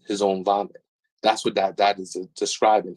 As a man, just because I had sex with her in the past, I can't just now go and have sex with her and claim that she's my wife just because I had a child with her or had sex with her in the past. No, that's fornication and that's adultery as a man. The same thing as a woman. Women might had a child from a previous man before they got in the truth. Now all of a sudden they're married. Then they're committing fornication and adultery and are an abomination in the Lord's sight if they go back and have sex with their baby father, who didn't make no commitment to them, didn't take care of the kids, didn't fulfill his duties as a husband, and they separated. They don't deal with each other no more. Now all of a sudden, Khan, go ahead, King. I was just wanted to touch on the point you made with that, because that's a very sensitive area when you looking at it like that, because that person, if they not in the truth, you got to remember at that moment when they were your baby daddy or your baby mama, more than likely y'all were both worldly. So when the Most High woke you up to this truth and you repented of all of your fornications and transgressions prior to coming in this truth, you put on the new man, you put on the new woman. So if you double back to them, like the king said, you going back to that old vomit, then you're actually committing adultery. You're actually fornicating against the Most High, because that person is moving in spiritual wickedness. You're supposed to be moving in spiritual righteousness, and wickedness and righteousness kind of abode in the same place. And also to touch on the fact of lusting, you double down on fornicate on adultery with that, because you have no way of knowing if that man or that woman that you're lusting at, if they're married or not. That was gonna be my next point, King. Especially when you in a strip club, you watching pornos, you watching damn wrestling, and they have a woman match, and you start lusting after dang on one of the wrestlers or something. All these different more, and Esau puts these things. That's why Esau makes it okay for the women to dress the way that they dress. Right, and nowadays, let's keep it 100. Certain dudes be on the internet lusting after to chicks that got that's Chief Ephraim put up a post. There was some crazy looking dude in Atlanta dressed like a woman with sticking their body all out, and this dude that will glance past that page and start lusting after her. You know, go ahead, King, finish your point though. I'm sorry. Salaki, King. No, I just wanted to touch on that. But you know what I'm saying, you was gonna get into it anyway. That's just the spirit. Just to confirm, like when you fornicating, it leads you right into adultery, because you don't know if that person you're lusting after is married or not. And Yahweh Shai said that if you've already thought it in your mind, you're guilty of the adultery act. That's because you don't know if that person's married or not. So you walking around not knowing that you in an adultery is a sin unto death. So you walking around with a death angel following you, waiting on the commandment from the Most High to take you out, and you not even repenting for that sin, because you don't know that you under a death ordinance from committing adultery. You thinking you just fornicating. So that's why it's so important for brothers to find yourself a wife, sisters, find yourself a husband, and don't go out and fornicate by lusting after your baby's father, lusting after your baby's mother, and don't think it's okay to go back to your old vomit and go have sex with your baby's father and try and be slick with it, or go back and have sex with your baby's mother and try and be slick with it, because you would be committing adultery on your current wife. You'd be committing fornication. And you don't want to do that. And then to answer the king's question, fornication also comes to do with going after other idols, right? We know Yahweh is the one true and living God. If we was to try and do like the Catholic Church does and the Christian Church and put Christianity and the Trinity in it, right? That's a part of fornication. Going after other gods, and one of the reasons why Esau was called a vain fornicator is because the command had already been given by his mother and father, or going all the way back to Abraham, to get a wife of his own people, right? So that's why Isaac, we're not going to read the story now, but Isaac went and found Rebekah and found a righteous wife. Esau went and got a wife from Ishmael, a wife from Ham. He was lusting after all these other women and was definitely following after their gods, right? Which is how we went from the wicked Canaanite holidays that was celebrating Nimrod and his child and his mother being the original Trinity, all the way coming into the version of the Trinity that is worshipped by the Christian and the Catholic Church today. That's also fornication. So you can commit physical fornication with another woman, with another man, God forbid, that's an abomination. But people, the alphabet community commit fornication by doing that. A woman with a woman, that also is considered a form of fornication, lusting after. Go ahead, bring it out, King. And in regards to Esau with the fornication, we gotta remember, he spitefully went out and pursued women of the other nation as a way to shame his mother and father because he didn't get the blessing. Exactly. And Cain did the same thing. When he got kicked out of the kingdom, or well, out of the family. Yeah, when the Most High kicked him out of the garden, out of there, and sent him off into the land of Nod, he purposely went after the heathen women too, man. And we know that that's the same person regenerated. Khan. And that's the same thing that we did as the sons of God, which was the question on today's quiz in Genesis chapter 6. When the sons of God lusted after these other heathen women, we went after these heathen women of other, and at that point in time, there wasn't any Hamites, Shemites, or Japhetites. There wasn't any Hebrews, because this is prior to Noah getting onto the ship and then his sons having children, which would then become Hamites, Shemites, and Japhethites. This was prior to that, but there was other nations, there was other heathens that were out there that were not a part of Adam and Eve's bloodline. There was other people on the earth.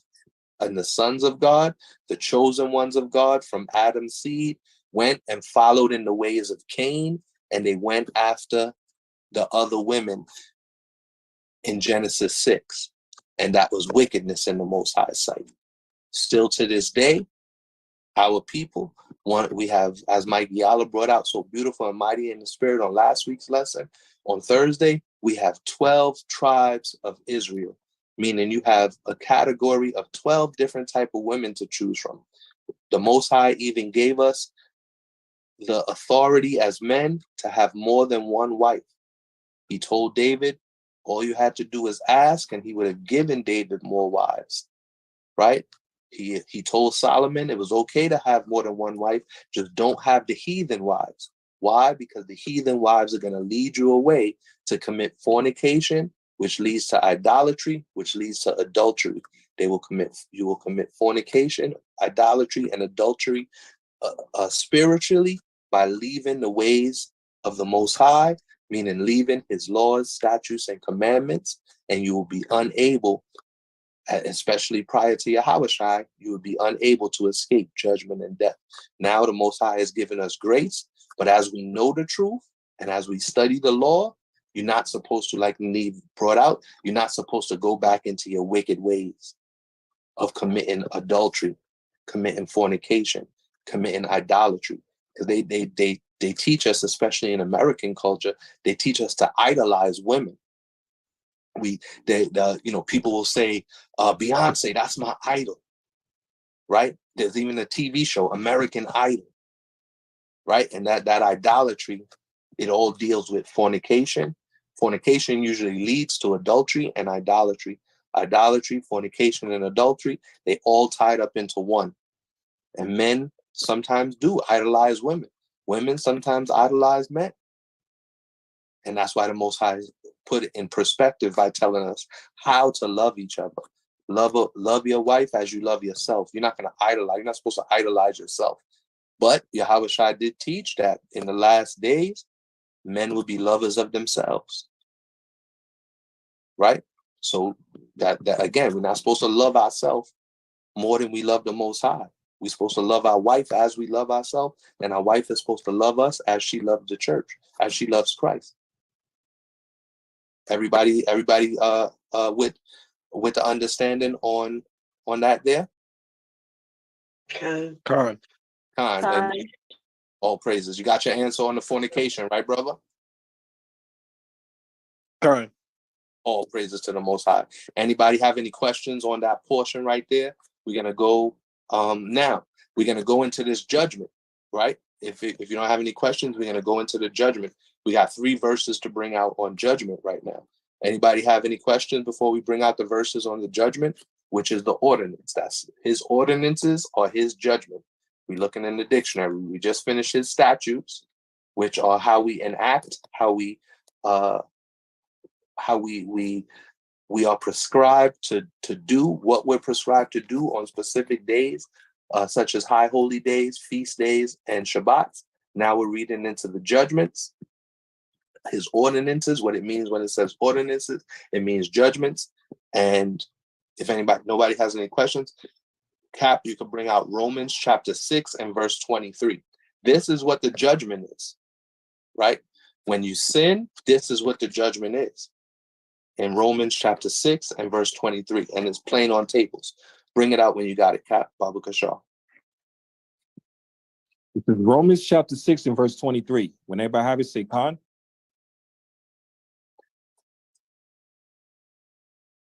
Romans chapter 6 and verse 23.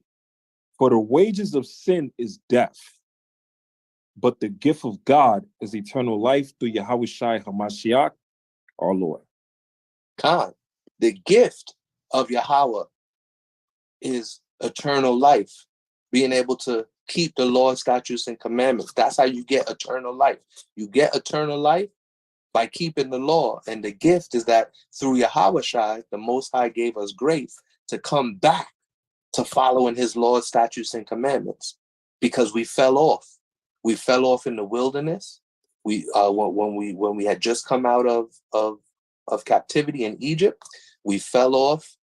Once we actually took the promised land, right? David fell off. He wanted to go and commit adultery with Bathsheba.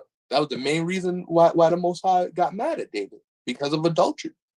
And then Solomon, the same thing. Solomon committed fornication and adultery by going out with the Edomite and the Ishmaelite and taking these women on of these other cultures. And all of us, or at least some of us, probably have fell victim to that. And only through Yahushua shedding his blood on the cross and Yahweh giving us grace to repent, to change our ways, to stop doing what was wrong, to leave the heathen woman that we was with, and come back to his law, statutes, and commandments, to pray and to wait for a virtuous Israelite princess. Do we receive his grace? Because what is going to happen, Cap, if we wager, right? When you go to the casino, you place wagers, you place bets, right? So when it says the wages, it means the earnings. When you sin, you earn death, right? That's what it say, Cap, in Romans 6 and 23. Started off again from the top. This is Romans chapter 6 and verse 23. For the wages of sin is death. God, the wages of sin is death. When you go to work and you earn wages. So when you go out and you work iniquity, when you work sin, when you go back to your old baby mama trying to get you want that old thing back. When women go back to their baby pops and think, oh, it's all right, I got a kid with him, it's nothing. The Most High will understand. When you go and you sit and you watching pornos all day long, lusting after these women, you don't even know if the women is married. Who cares if they're married or not? You're not supposed to be doing it anyway, but that does definitely fall into play. When you look deeper into it, you don't even know if these women you watching at the strip club or on the internet is married. The wages of that is death. These are sins, and when we go through the rest of the laws, as we're going to go through all 613, we're going to see which ones will get you death. And that's why I brought up the Shabbat earlier, because it was a man who was out looking for sticks on the Shabbat. He was out picking up sticks, and that was a sin worthy of death. Working on the Shabbat is worthy of death. And it's only by Yahweh and Yahweh's grace and mercy and Yahweh's faithfulness and his love for us that he gave us grace to come back and learn how to keep the Shabbat and not work. And then learn the different statutes and ordinances that pertain to his feast days and keeping his feast days. And we just learned that committing adultery is a sin worthy of death. It's an abomination to the Lord when you force your wife out the house for no reason, when you drop your husband because he didn't have a job for 6 months or a year and he was down on his luck and what wasn't a. Now if you got some lazy bum that don't want to do nothing, that's never going to help you out, that never wants to be the provider, never wants to lead you in righteousness and build you up in wisdom and knowledge and understanding, that's not there to support the household, that won't go cut a blade of grass, that just wants to sit there and play Call of Duty all day, that's a different story. You still can't divorce the man unless he's out there committing fornication and adultery. You have to try and work around it and work through it. And you can't go out there and just find another husband. And men, you can't be wicked and be whoremongers and use the truth for sin and just go and want to have sex with a whole bunch of different women and say, oh, now I got 10 wives because you out there just wanting to be a whoremonger and have sex with 10 different people at a time. Because that's going to bring judgment on you. And the judgment for that is worthy of death. Because you shouldn't make a harlot out of the daughters of Zion. That's a law. So you would be breaking the, say how the Most High put, even though men could have more than one wife, the weightier matter of the judgment falls onto the men. We can't make harlots out of the daughters of Zion. We can't go out and just find any heathen woman we want and say, okay, I got a white wife, a Chinese wife, and start telling the black, white, and Chinese people joke. Can't do that. The weightier matter of the judgment is on the man. And we would be worthy of death if we sent our wife away into adultery, or if we began to go then and commit adultery with another man's wife because we didn't even know that she was married or she was divorced. Just by looking at her. You didn't even have to physically touch her. Yeah, I wish I say, yeah, go ahead, watch the porno if you want. Don't repent of it if you want. Because the wages of that thing is death. And then to find eternal life through your Yawasap, you got to dig through these laws, reason through them, break them down with your elders, break them down with your husbands, break them down with your wives. It's fun. It's actually fun to be able to go through and see what's on the Most High's mind. And that's why it says, let your mind be in your Yawasap in the scriptures, because we want our mind to be in your Yawasap. We want our mind to be just like his. We want to be able to reason through and make righteous judgments. We want to be able to understand the difference between the law, the statute for the law, and what the commandment to do, right? The commandment is going to be we're going to read that one next, right? So we could drop that cap and get me 1 John chapter 3, and we're going to go to verse 4.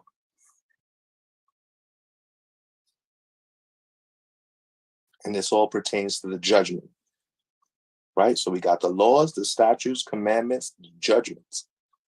We're going over the judgments. We went over the statutes, the difference between the laws of what you can do pertaining to the law. We utilize the Sabbath and the feast days, and we utilize divorce and adultery and fornication to explain the different judgments as well as the different statutes that pertain to the law of keeping the Shabbat, keeping the feast days, not committing fornication, adultery, or idolatry. And when you got it, Baba Kashar, 1 John chapter 3 and verse 4.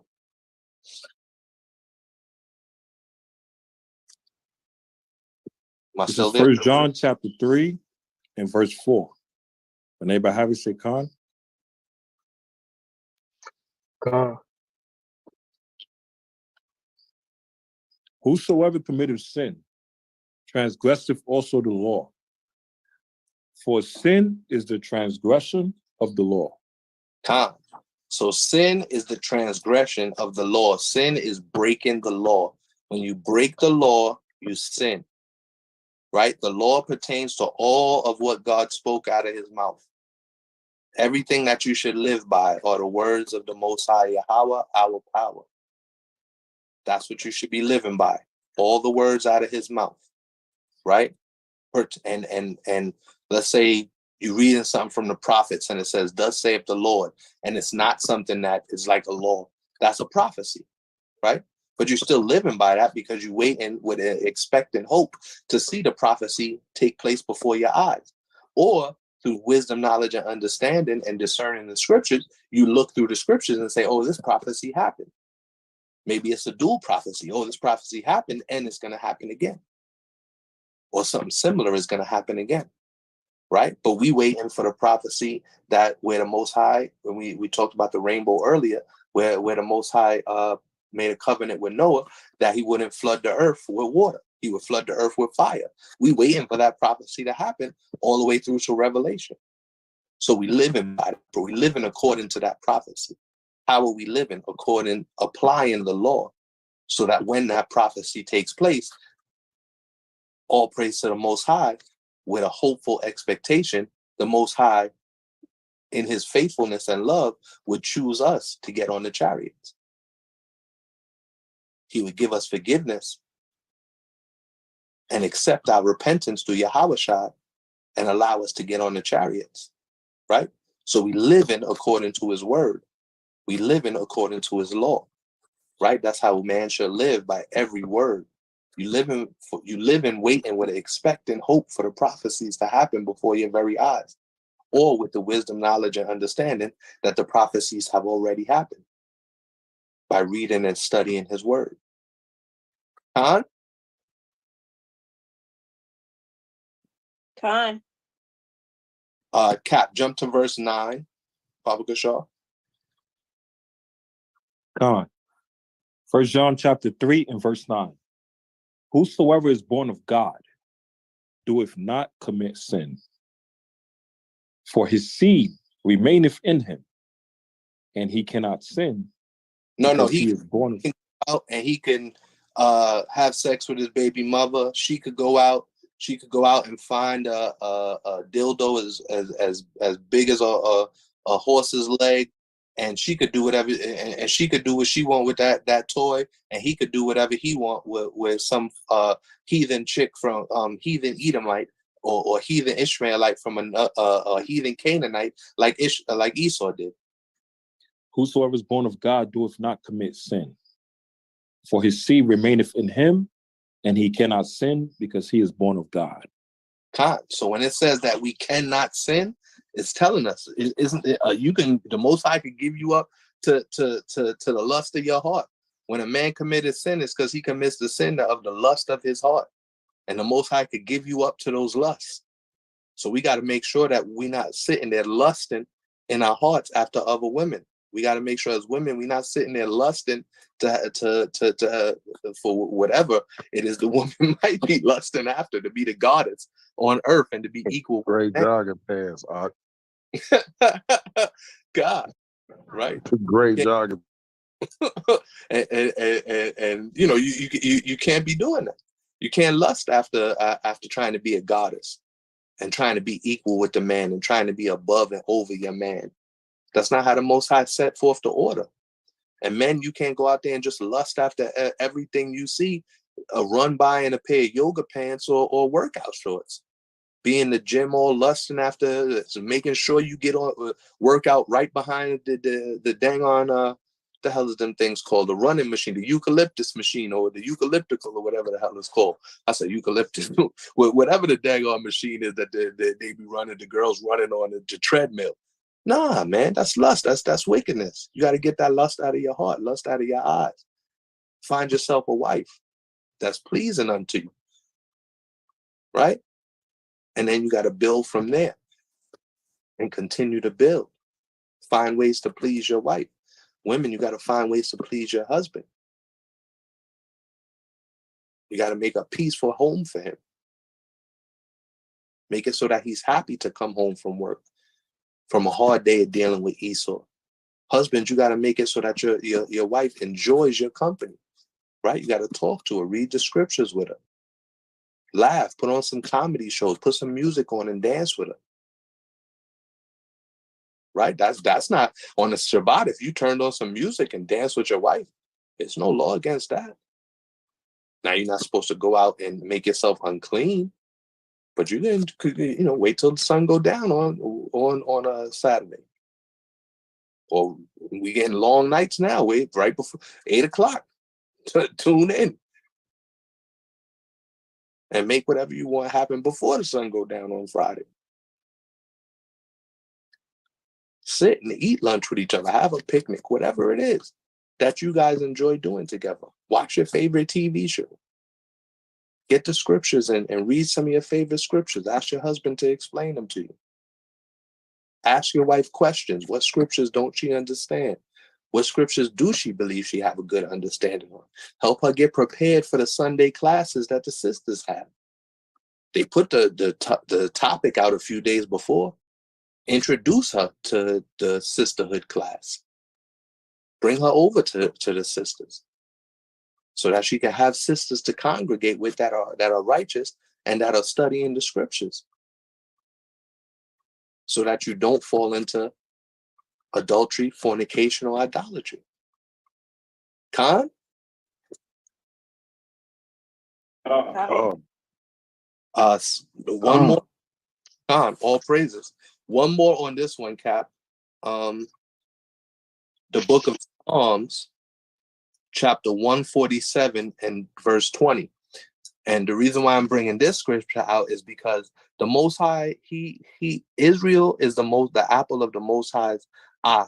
When we keep his law, Israel is the Most High's chosen inheritance. He chose to inherit us out of all the other people on the earth. And it wasn't because we keep the law. It wasn't because we was the biggest and baddest people out there. It wasn't because we was the most beautifulest. He created us to be the most beautiful, but it wasn't because of that. It's because he loved us. It's because we was actually one of the smallest in number, not the largest. Because he looked on us and he loved us. And that's why the Most High chose us, because he loves us, right? And this is what we learn and how to love him back, right? And the Most High don't love all these other nations. He didn't give them those other nations his laws, statutes, and commandments, right? And we're going to prove that in Psalm 147 and verse 20. Bring it out when you got it, King. Khan, it's the book of Psalms, chapter 147 and verse 20. When everyone have it, say Khan.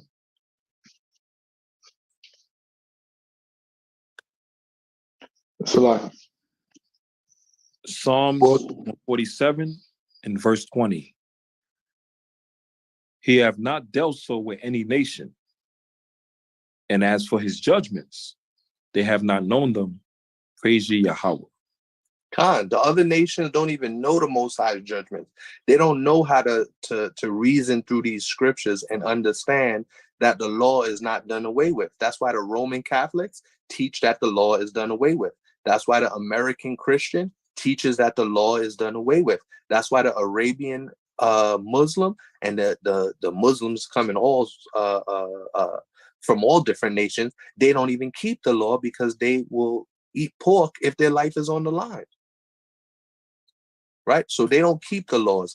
They don't know the Most High's judgments. And the Most High, he says, plain in tables. He don't deal with no. He deals with us like that. Two people, I think, says Salakia. Brother Tim, what chapter and verse was that? Psalm 147 and verse 20. He hath not dealt with any nation. And as for his judgments, they have not known them. Praise ye the Lord, because we were focusing on his judgments, and this showcases that the other nations don't know his judgments, and which meaning they don't know his laws, statutes, and commandments. They don't know what's coming to them. What's coming to them is death and destruction. And the small remnant of the other nations that's going to be left over is going to be left over to serve Israel, and Israel is going to be left. The small remnant of us that are going to start to build the kingdom, that all Israel would be saved, is going to be left to serve Yahweh and Yahweh Shai. Huh? Khan. All praises. So no other nation has the Most High has dealt with. He chose not to deal with any other nation. He chose to deal with Israel because he loves Israel, right? And the way Israel loves him back is by keeping his laws, statutes, and commandments. So now we're gonna get Khan. Who's that, Sister Nava? Yeah, I was wondering, how is the law done away with? When is the Most High going to have to judge us by once we get to the gate if the laws are done away with? You know, you're The breaking law, all these laws, and when you get to the gate, you're gonna say, "Oh, that law was done away with. You could have did. Okay, you can do that. You can steal. You can do that." No, the laws are not done away with. They can't be. God, all praises to the Most High. It says the laws cannot be done away with. There will not be one jot or one tittle that is taken away from the law. The laws are going to be lasting throughout the kingdom. The laws are going to be there's certain laws that we are unable to keep now, such as we was going through earlier, like the laws with the Levitical priesthood. When the Most High comes back, or when the Most High sends Yahushai, and Yahushai comes back to redeem us and save us and bring us back unto his Father, there's going to be certain laws that we are unable to keep now because there's no physical temple for us to go to, because there's no Levitical priesthood to enact those laws, that are going to be reinstated and reestablished. Every time Yahushua, when he first came, he came to reestablish laws. And that was how he fulfilled the law, because he actually fulfilled the law by keeping all the laws, statutes, and commandments perfectly. And then he's going to come and he's going to teach us to keep the laws, statutes, and commandments perfectly, reestablish and reiterate the laws that we were unable to keep while in captivity. Because that didn't just happen to us. When they were in, when our ancestors was in Babylon, or the northern tribe went into Assyria, they were unable to keep certain laws because they could, you were a slave in somebody's other kingdom. You couldn't just up and leave for the Passover and come celebrate the Passover. That's what even goes into the time during Ezra and Nehemiah, when Cyrus came and allowed to go back into Jerusalem and rebuild the temple so that we can begin to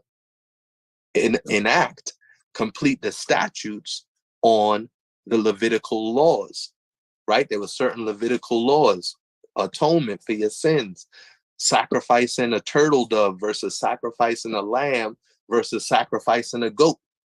All the Levitical priesthood was given those instructions and those laws in the book of Leviticus and in the first 5 books of the Bible in the Torah. Then by the time we went into slavery, in northern tribe went into Assyria, southern tribe eventually landed in Babylon, and then both northern and southern tribe was enslaved during the time of the Maccabees by Greece and by Rome. And in those captivities, we were unable to keep specific laws because we either didn't have a Levitical priesthood, such as the northern tribe. There was no Levitical priesthood that was able to, and there was probably Levites that were there, because Levites were put into every tribe's portion of land. So I'm sure there were some Levites that, when the northern tribe went into Assyria, were in slavery with the northern tribes in Assyria, but they were unable to keep the Levitical laws to make the necessary sacrifices for Israel. So to answer your question, when we do get to the Most High willing, Most High brings us into the kingdom, and Yahushua allows us in, we will be able to reestablish the law. The Most High and Yahushua is going to teach us how to perfectly keep the law as he kept the law. And then we're going to begin to teach all of Israel as Israel begins to be regenerated through those that initially come into the kingdom. We're going to teach the law, the perfect law, to them, keeping it through Yahushua, giving all glory and honor to Yahweh. And then we're going to have other nations. Other nations are going to have to celebrate, like the Feast of Tabernacles. And whoever don't want to come celebrate the Feast of Tabernacles, I believe it says we're going to make it so it don't rain on their land. They're not going to receive any rain. They're going to be punished for not coming to celebrate the Feast of Tabernacles. So we're going to have even other nations, the slaves that we have, they're going to have to keep the law. But even in Revelation, it says they wouldn't repent. Esau is not going to want to keep the law, especially keep it under us, right? You're going to have a set of Levites that's going to be in everybody's land. Wherever we at, we're going to have Levites out there, and Levites is going to be the keepers of the law. So if they find somebody not keeping the law, we might have to bring that slave. Let's say we're going to bring an Edomite before Yahushua. This Edomite was caught violating the Sabbath. This Edomite was caught committing adultery, and we're going to have to put them to death before Yahushua's feet. Khan? Fine. Khan, all praises. All right, so now we're going to go to command, right? His commandments. His commandments, as we see, is a commandment of God. So that's the difference, right? When we look up at the ordinance, right? An ordinance, like how Moses had put in the ordinance within the law that there could be a statute for divorce, right? He put in that ordinance for divorce. We see that the commandment comes from the Most High. That's why Yahushua taught it was commanded from the beginning that male and female should become one flesh. And there was no commandment for divorce. There was no allowance for divorce. So that's the difference. The commandment comes directly from God. The law and the commandment is coming directly from God. But law could also be made by man, right? A man could, we got to follow laws that man created every day in each and every, there's no law in the Bible for don't jaywalk, but there is a law created by a man not to jaywalk. You understand? Khan?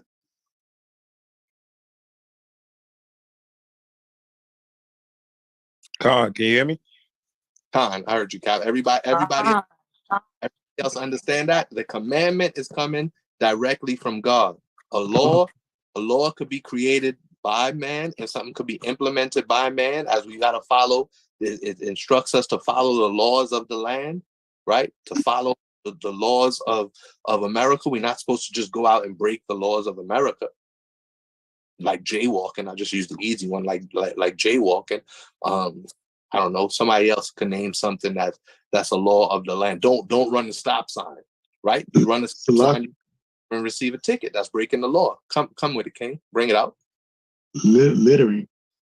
Littering, exactly, right? Littering is another law. You get fined $10,000 for throwing litter on the side of the road, right? They got curfew laws, like you start stop signs and red lights. Speeding. There's no law in the Bible that says thou shalt not speed on the highway. But if you speed on the highway, trust me, I'll show y'all the ticket. I got the ticket right here. If y'all can see, I got a ticket right here for doing dang on 90 something on the highway. Dang, I think my rib just seen that. I didn't tell her about that one. But I got a ticket for doing 90 something on I-95 probably 2 weeks back. I got to go to court for it in a couple of weeks. Why? Because I violated the law of the land, right? And it's a commandment of the Most High that we shouldn't commit fornication. We shouldn't commit adultery. We shouldn't commit usury against our own neighbor, our own Israelites, right? We shouldn't use and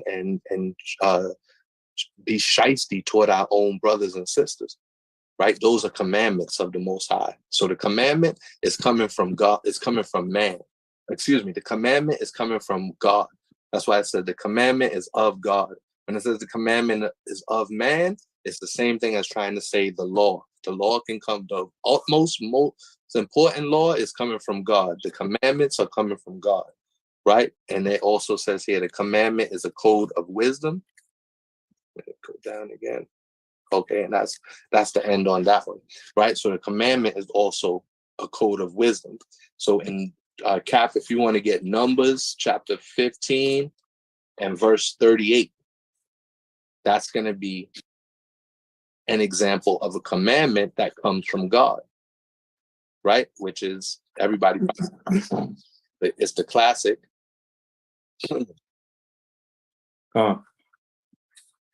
Numbers chapter 15 and verse 38. When everyone have it, say Khan. Khan. This is Numbers chapter 15 and verse 38. Speak unto the children of Israel and bid them that they make them fringes in the borders of their garments throughout their generations, and that they put upon the fringe of the borders a ribbon of blue. Khan. So this is part of the law. Part of the law and the commandment is to make fringes in the border of your garment and put on the fringe a border and a ribbon of blue. And that's what you see. We all have, this was, I don't know if you can see if I stand up. This was 4th of July rebuke shirt. You see the ribbon of blue. You see the fringe that Priest Sabak put on there, looking mighty in the spirit. And that's part of our warlike and glorious apparel, which is why it's so important for you to wear your fringes and wear your zeke.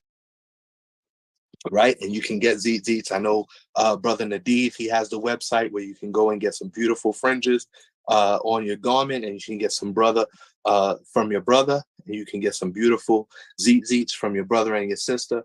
Brother Nadiv, if you want to give the website out, you can go ahead and put the website in the chat so everybody can go ahead and look toward that. You also have other brothers here in DC, Elder Yakataz. He's going to be making the mitris and the arm guards, which is part of your glorious and warlike apparel as well. He also does, he did our Passover garments where everybody had to be girded up. So he did the full-on garment for everybody at Passover. And we were all able to come out mighty in the spirit in our glorious and warlike apparel. And then we also have some brothers and sisters all throughout the body, as well as our own Priest Sabak, who does great work on shirts. This is actually a shirt Priest Sabak designed and made himself, which was our 4th of July rebuke. That's why I wore it today, because the 4th of July is coming up, and we have the 4th of July rebuke coming. You'll hear that on the announcements. But that is part of the law, to wear your fringes, right? So we look at the definition of law, and this is how you say it in the Greek. Nomos, right? In Hebrew, law is Torah, but in Greek, it's pronounced nomos. Everybody understand? Khan? Khan. The word origin is from a primary word to parcel out, especially food or grazing to animals. Bible usage, the law, and Torah, part of speech. It's a noun. The Strong's definition, law, through the idea of perspective of usage, generally a regulation. So that's why I brought out the fringes. This was a regulation on how we dress. Every day on your regular attire, you should be wearing fringes. On your garments, when you're going to Passover and Feast of First Fruits, tabernacles, you should be wearing fringes and have a border of blue.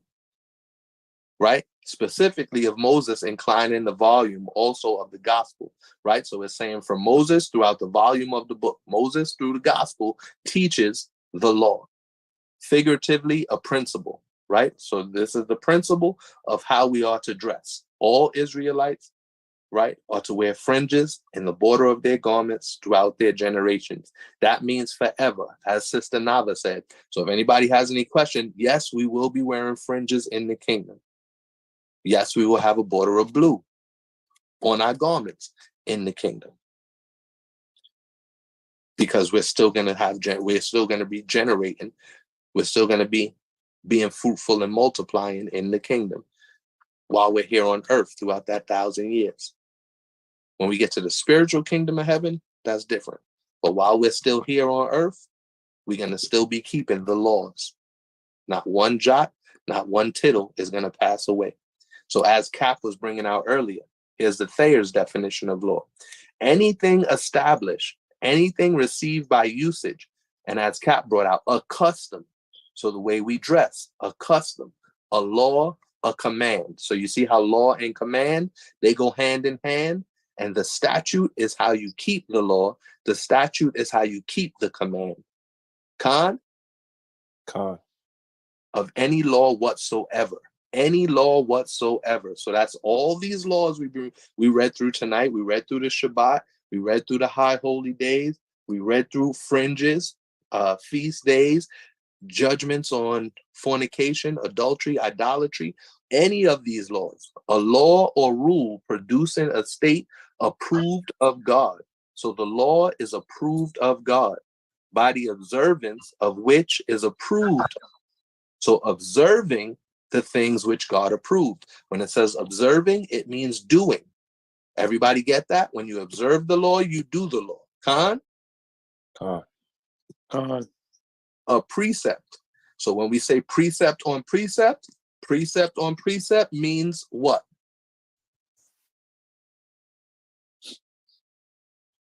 Somebody take a shot at it. Precept on precept means what on what? Go ahead, King. Like verse for verse. No, not exactly, but good answer. Who else got it? Salaki. Bring it out. Law upon law. All praises. Who was that brought the answer out? Dietrich. Brother. That is the answer. Law upon law. So when people are saying precept upon precept, it might sound like what there's Bible verse on top of Bible verse. Bible verse on top of Bible verse would be the next portion to that verse. So what would that, if I say line upon line, that's Bible verse on top of Bible verse. But if I say precept on precept, Isaiah was saying law upon law, verse upon verse, precept on precept, line upon line. Class? Con.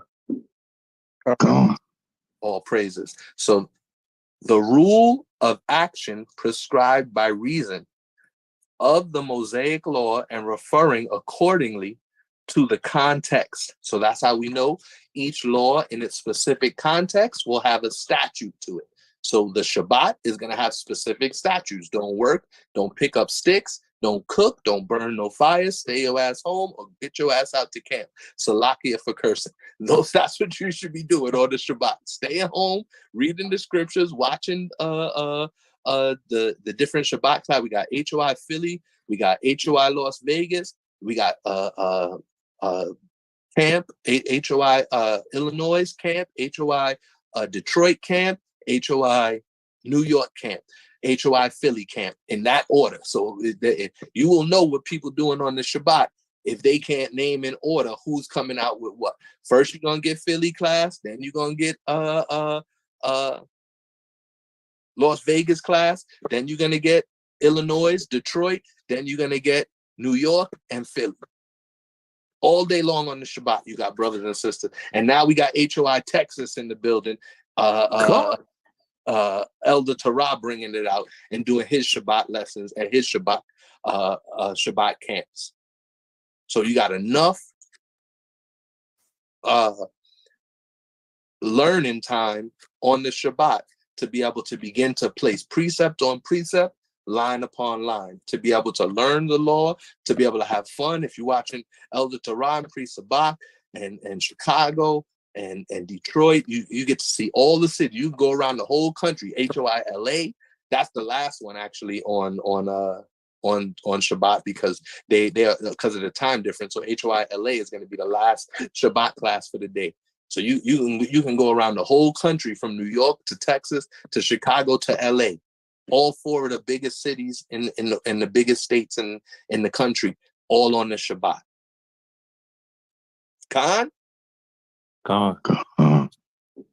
Right. So I got the good classes for you to watch, for you to laugh and enjoy with your family and with your friends, and be able to build your household and your family up. As for me and my household, we will serve the Lord. You should be all enjoying the Shabbat with your brothers and sisters, and you should be, if you are a man of age to go out to battle, you should be going out to battle in your glorious and warlike apparel with your fringes and your sword in hand, and going to war with your brothers in the spirit by bringing the war to these other nations and speaking the judgment of the Most High upon them and telling them that what's going to happen to them coming in the latter days. And then speaking to your brothers and sisters, most importantly, telling them to repent. The kingdom of heaven is at hand, out on the highways and the hedges. Khan? Okay. All praises. So this is just saying something about the Christian religion, the law demanding faith, right? So the faith and works go together, right? So when it says the Christian religion, you could just cross that out. And or if you don't like the word Christian, I don't mind being called a Christian, because as real Christians, we know that means that we're followers of Christ. Christ kept the law. So in order to be a real Christian, you have to keep the law, right? So when it says a Christian religion, I don't mind it. If you want to cross it out, you can. But what that means is that the Lord demands faith, and the Lord does demand faith, because it was by faith that Abraham went and to perform the what the Most High told him to do. The Most High gave Abraham a command, bring your son Isaac and sacrifice him. And he kept that law. Bring your son Isaac and circumcise him on the 8th day. He kept that law by faith. He kept it faithfully by listening to what the Most High commanded and demanded of him. Same with Isaac. Isaac was given the law. He circumcised his sons on the 8th day. Jacob, Israel, was given his 12 sons. He circumcised them on the 8th day and then blessed them according to faith. So it is by faith. Faith and works go together. The law demands a faith. We're not going to go out and put fringes on our garments if we don't believe that we're Israelites. So we have to put faith into what the law says. We're not going to go out and tell Esau that he's going to be destroyed and that he is going to be our servants in the kingdom. And we're going to kill him if he doesn't bow to Yahweh and Yahweh Shai and then bow to us as Israelites, that he's going to be put to death and destroyed. We're not going to tell that to nobody, to Esau, if we don't have faith in what Yahweh and Yahweh Shai said they would do. Yahweh said he would keep his promise to his chosen people. Yahweh Shai promised that he would come and bring us back into the wilderness and teach us how to keep the laws and follow the instructions of the Most High. And if we didn't have faith in that, we wouldn't be going out and doing the work. If we didn't have faith in that, why wouldn't we just go out and commit adultery and have sex with 10 different women and not commit to any of them? No, but because we have faith that Yahweh Shai said, keep the law. If you love me, you would keep my commandments. John 14:15. We have faith in that statement, that declaration, that proclamation that Christ made, that he proclaimed to the world. If you love him, if you love his Father, keep the commandments. So that's how law and faith go together, because you're going to keep the law because you have faith in who taught you the law. You have faith in who gave you the law, Yahweh and Yahweh Shai. Khan? Con. The name of, it says the precept, the law concerning love. And that was what we focused on in Deuteronomy 11:1. The law concerning love. If you love the Most High, keep his commandments. Deuteronomy 11:1, John 14:15. 2 precepts right there for you. The name of the more important part, the Pentateuch, is put for the entire collection of the sacred books of the Old Testament. So you get the Torah, then you get the Pentateuch. The Pentateuch is going to be all the other books with the prophets, and some people call them minor prophet. No prophet to me is minor. Obadiah would be considered a minor prophet, and he got only one book in the scriptures. But that one book, that one chapter that he got in the book, it hit home from Nuclear bomb. Yeah, from 1 to 18. You can't mess with that. Joel would be considered a minor prophet by what so-called Catholics and Christians would call them minor prophets, but there are no minor prophets. The Most High spoke to you, thus saith the Lord. What you're saying is major. Just read what they're saying. Prepare war, right? Is written in the book of Joel. And that's what we're doing. We're preparing ourselves for war. When we go out in our fringes, when we go out to the highways and the hedges, we're getting prepared for war, prepared for battle. By learning the precepts, learning the laws, and then being able to teach them to our people, we go into war in the spirit, right? And then we got to get prepared for the war that's going to come when Yahweh Shai comes back, and be prepared to go out and slay his enemies before him. Khan? Con. Khan. All right, so now we're going to go to... And Salakia, Pentateuch means 5. That's another way of saying the first 5 books. Khan. Of Moses. All right, let's go. And Cap, I can't see the time, so keep me honest on the time. I could just go through a few more questions and we could jump in. We could always do a part 2. Yeah, we're gonna definitely do a part 2, Cam.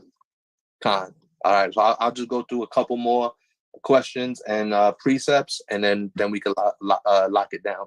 And if anybody has questions or any precepts, you could bring that out. And definitely thank you for sitting and learning the law with us. And we definitely appreciate everybody's participation, always taking notes and participating in the class. That definitely is a blessing. So here goes the definition of commandment, right? And we see the Strong's number for it. right? And the transliteration is entole, right? Word origin is going to come from the strong 1781, commandment and precept, right? So commandment and precept. We know precept means law. Injunction, that is an authoritative prescription, right? So that's telling you, just as we read in the Strongs, that these are the commandments that's coming from the authoritative prescription, meaning it's coming from the Most High, it's given to Moses. It's coming from the Most High, and then given to us through Yahawashai.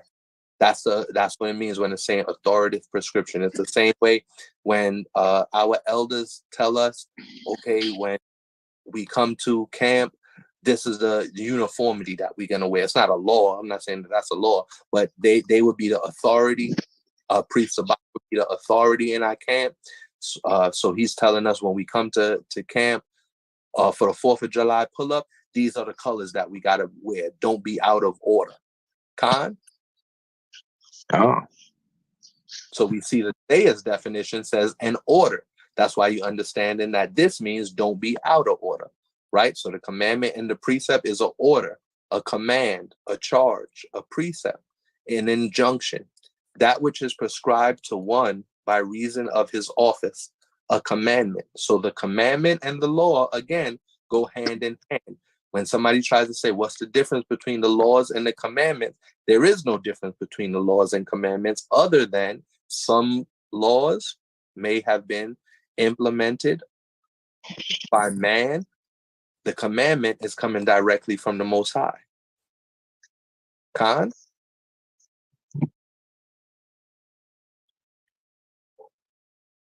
Khan? Khan.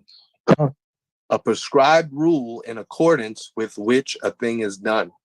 A precept relating to lineage of the Mosaic precept concerning the priesthood.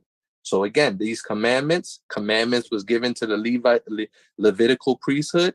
Those commandments that was given to the Levitical priesthood, we are not able to enact right now because we're under the priesthood of Yahawashai, who is after the priesthood of Melchizedek. So that's why the Levitical priesthood laws, such as the sacrificing in the temple, the burning of the incense, the showbread, the priests wearing the ephod, all these different things, we still recognize them as the law, but because there's no standing temple and we're not in the land that was promised to us, we're unable to keep those laws currently. When Yahushua brings the kingdom back, he's going to reestablish the laws, all of the Most High's laws. Khan? Ethically used of the commandments in the Mosaic law, and we definitely could cross out Jewish, the Mosaic laws or traditions, right? And that's what Caps was bringing out earlier, that it is a tradition, it is a custom to wear the fringes, right? Versus the law, which is going to say keep the Sabbath. Commandment, wear fringes. Law, keep the Sabbath. Statute, what you're supposed to do on the Sabbath. Statute, how you're supposed to wear your fringes around the whole border of your garment with a border of blue. Con? So we see the difference between law, Sabbath, commandment, fringes, statute. Don't do no work on the Sabbath. Don't burn no fires. On the high holy days, such as the Passover, you can make a fire and you could cook unleavened bread. On your fringes, wear them at the whole border of your garment or the four corners, meaning your four tzitzits, and have a border of blue on them. Khan? So hopefully everybody can tell the difference now between the laws, statutes, and commandments, and you have some good examples, and I tried to go with like the easiest examples so you would be able to explain them to your friends or your family, and to anybody who might ever try and trip you up Like if you at camp or something like that, and somebody, Christian apologist or somebody tries to come and trip you up and say, what's the difference between a law, a statute, and a commandment? Now you can explain that to them very simply by explaining the Shabbat and explaining fringes. And then the statute, what you do on the Shabbat versus what you do on the high holy days, the statute of how you wear your fringes, zits, all four corners for zits, versus fringes going all the way around your garment with the border of blue. And it can be any hue of blue, sky blue, navy blue, royal blue, right? That's like a statute on it. You can do any color blue, you just can't do a red border. Khan? All praises. All right, so, Khan, go ahead, bring it out, King. Hey, and it's crazy that you touched on that point, because I had shared a video probably last week to the group chat. It was a video of one of them Christian pastors. He was antagonizing IUIC members, and he literally was asking them what was the difference between the law, statutes, and commandments. And the brother could not give him a definitive answer. He had the IUIC brother buck dancing all around the question, making him look bad. Even though the Christian pastor walked off, it was on his live feed, and he proceeded to, scoff to his followers as if he proved a point, but then he tried to give a definition of it, and he sucked miserably too. So you're definitely right. Like, we can't be out there boasting and bragging to be the men of the Lord, and we keep the law and don't even know the damn difference between the law, statute, and commandment. Khan. Yeah. Khan, all praises. All praises. So that is why it is very, very important to be able to explain it. And then, and like the brother said, you never know if somebody's going to ask you, and you just have to explain it to them. And when you do give an explanation, you want to be able to give them a sound explanation using easy examples, so it's not too hard for them, right? And that's hopefully what we were able to do tonight with some of the precepts that we started off with, from Exodus 35 going all the way through to 1 John and Psalm, and I hope that we were able to do that collectively as a group. This is just the calendar. So everybody who brother was asking earlier for the calendar, this is the calendar with the Hebrew names. This is the Hebrew that the Hebrew names, the length of days for the months, and this one just didn't correspond to what the current months are in our language. But Nisan would be March, April, May, June, July, August, September to October, and through forth all the way down until the end, right? All the way down until the last month, which is going to be February. Adar is February, and it has 29 days. Khan, so everybody can see that there. Khan. And that's just found on Wikipedia. If you want to, you could Wikipedia that, and then you could always just pop into Google the Hebrew months and Gregorian calendar, and it will because that's the calendar that we currently use here in America. It went under the Gregorian calendar, which is a pagan calendar. All the names of the months come from false gods, right? It's actually a commandment. We're going to go through that one soon, where the Most High tells us not even to speak the names of these false gods, right? So what does Esau do? Esau goes and names every day of the week after the false gods. Thursday is Thor's day. Wednesday is Woden's day. We're going to bring that out when we get to that law. I'm going to bring it out and show that to you guys in the spirit and power by Hashem Yawasap. But every single day, Lunes is the moon god, or Lunes. But that goes back to Monday. Monday is the moon god. Sunday is the sun god, right? January, Janus. Janus is the two-faced god. And then all the different months. So every single month that you're saying in English, and every single day of the week that you're saying in English actually pertains to worship of a false god. And that's how slick Esau is in trying to get us to violate the laws. by even just us saying Monday, Tuesday, Wednesday, Thursday, Friday, Saturday, Sunday. And the only one is Saturday, which is Sabbath, which goes back to Sabbath. But it also goes back to Saturn, which is a false god in the Roman pantheon, as Cap was bringing out the other day, with all these 12 gods that they got. So 12 months in American, in English, pertain to 12 false gods, right? And these are the names that you see that's the Babylonian tongue.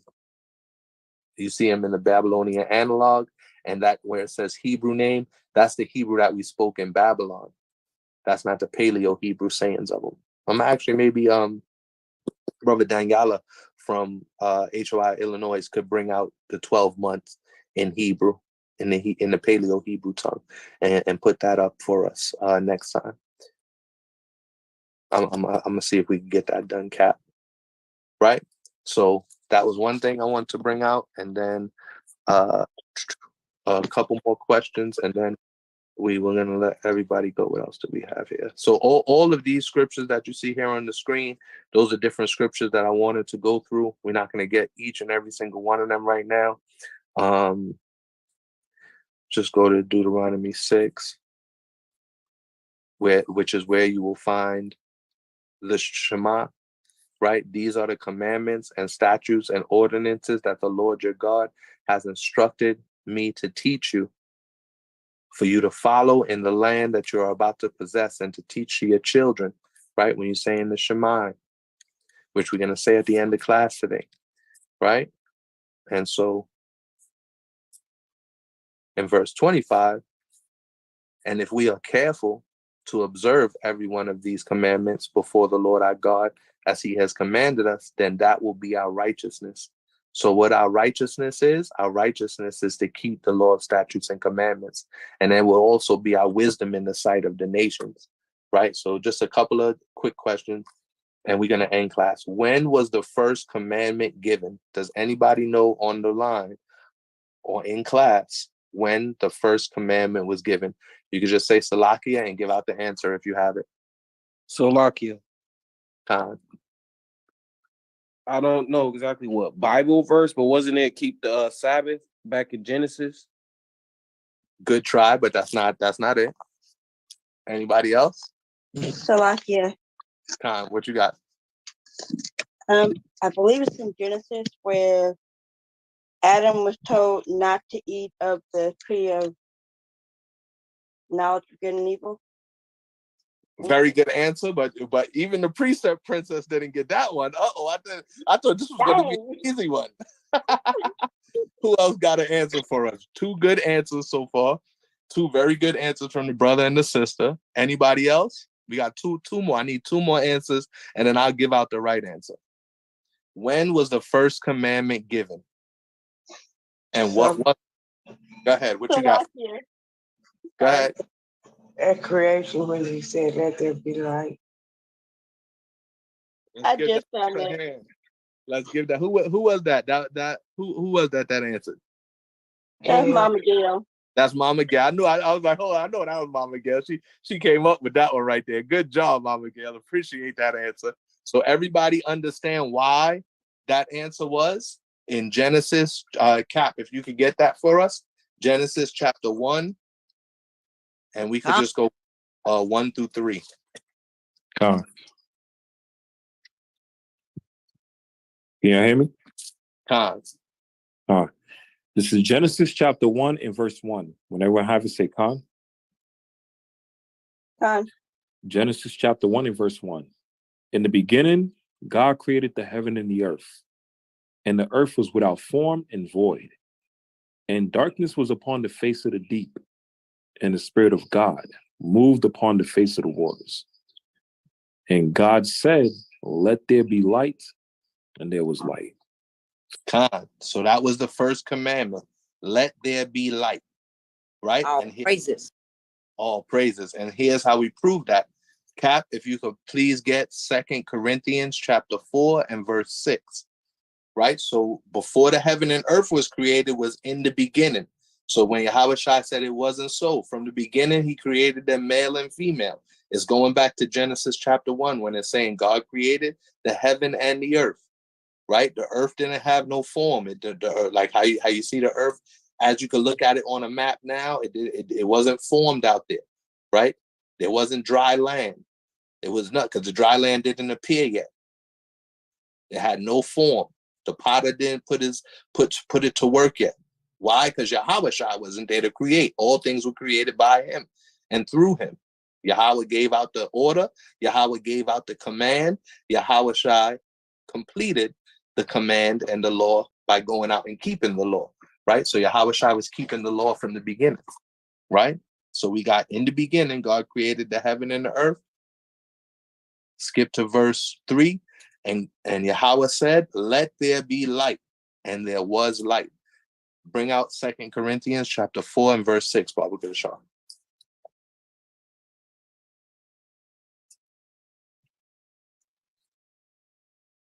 You on mute, Cap. Yeah, 2 Corinthians 4 and 6. That's the one you wanted, right? Ah. Yeah, we'll get that one after. 2 Corinthians chapter 4 and verse 6. For God, who commanded the light to shine out of darkness, have shined in our hearts to give the light of the knowledge of the glory of God in the face of Yahushua HaMashiach. So in the face of Yahushua HaMashiach, our Lord and our Savior, our King, our brother, he was the light that the Most High commanded from the beginning. Out of darkness. That's why you see in verse 2 in Genesis, it says darkness was upon the face of the deep. And Yahushua shined out. And he said, let there be light. Yahushua kept the commandment and light shined through. The law started to be kept. Right? And how do we know that? In John chapter 8 and verse 12. I'll get that. What you was going to get something else, right, Cap? Yeah, I was going to get a good precept as a triple threat you can get with this. John chapter 1. Go ahead, bring it up. Right, John chapter 1, we'll go straight to it. John chapter 1 and verse 4. Slakia, verse 3. All things were made by him, and without him was not anything made that was made. In him was life, and the life was the light of men. And the light shineth in darkness, and the darkness comprehended not. There was a man sent from God. Right, when we jump to verse 7. The same came for a witness to bear witness of the light, that all men through him might believe. All right, verse 9. That was the true light, which lighteth every man that cometh into the world. He was in the world, and the world was made by him, and the world knew him not. So the light that I was talking about is Yahushua. Now, one more precept to that is Proverbs chapter 6 and verse 23. All right, it says, for the commandment is a lamp, and the law is light, and reproofs of instructions are the way of life. So remember, Yahushua is the whole book, the beginning, the middle, and the end. Right? He's the word of God literally manifested off the pages. So Lucky, so Yahushua Bible verse? What you said? I said, what was that last chapter and verse? Proverbs 6 and 23. Yeah, I'll give you the precepts right after Cap is done breaking it down. Okay. So in John chapter 1, when it's talking about the man that was the light, and then it gave the difference, like it gave the difference between John the Baptist and Yahushua. It says John the Baptist was a witness to the true light, and that true light was Yahushua. You know, so when Yahushua told them in the book of John 7 and 16, and you know, John 14, when he talks about, you know, I'm my Father, you know, what I speak is my Father's commandments that he gave unto me, because Yahushua was the mouthpiece of the Lord. So he is the law. That's why he never broke the law as Yahushua. You know, so everything he said is law, because he is the law from the Most High manifested. So he is that light as well too, which is the law. Right. And that's why it's one more, you know, just that's why it says, to one jot or one tittle shall no wise pass till all the laws be fulfilled. And even in the kingdom, we still got to keep the law, you know, because before everything was created, the law was created first, because to have what? Law and order. And if y'all want to know about the book of Genesis, read 2nd Ezra 6. It shows what happened before the book of Genesis. You know, about Yahushua and the Most High setting all these things up with law, principles, blueprints, and everything. before they created anything. So I yield.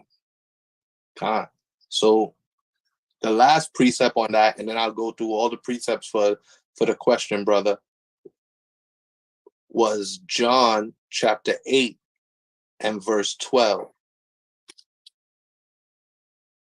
Then Yahushua again unto them. Then spake Yahushua again unto them, saying, I am the light of the world. He that followeth me shall not walk in darkness, but shall have the light of life.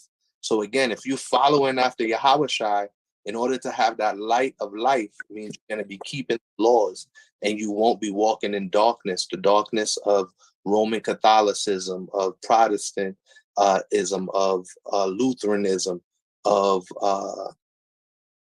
confusion, right? That's to be walking in darkness, is to be walking all these other religions, Islam and Muslim, and being a Muslim, walking in these confusion, being a Buddhist, being an atheist. All of those are confusion and things that were created by men with dark hearts, right? Salakia.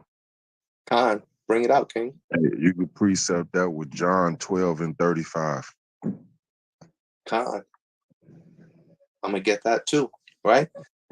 I'll get that because I'm right there. John 12 and verse 35.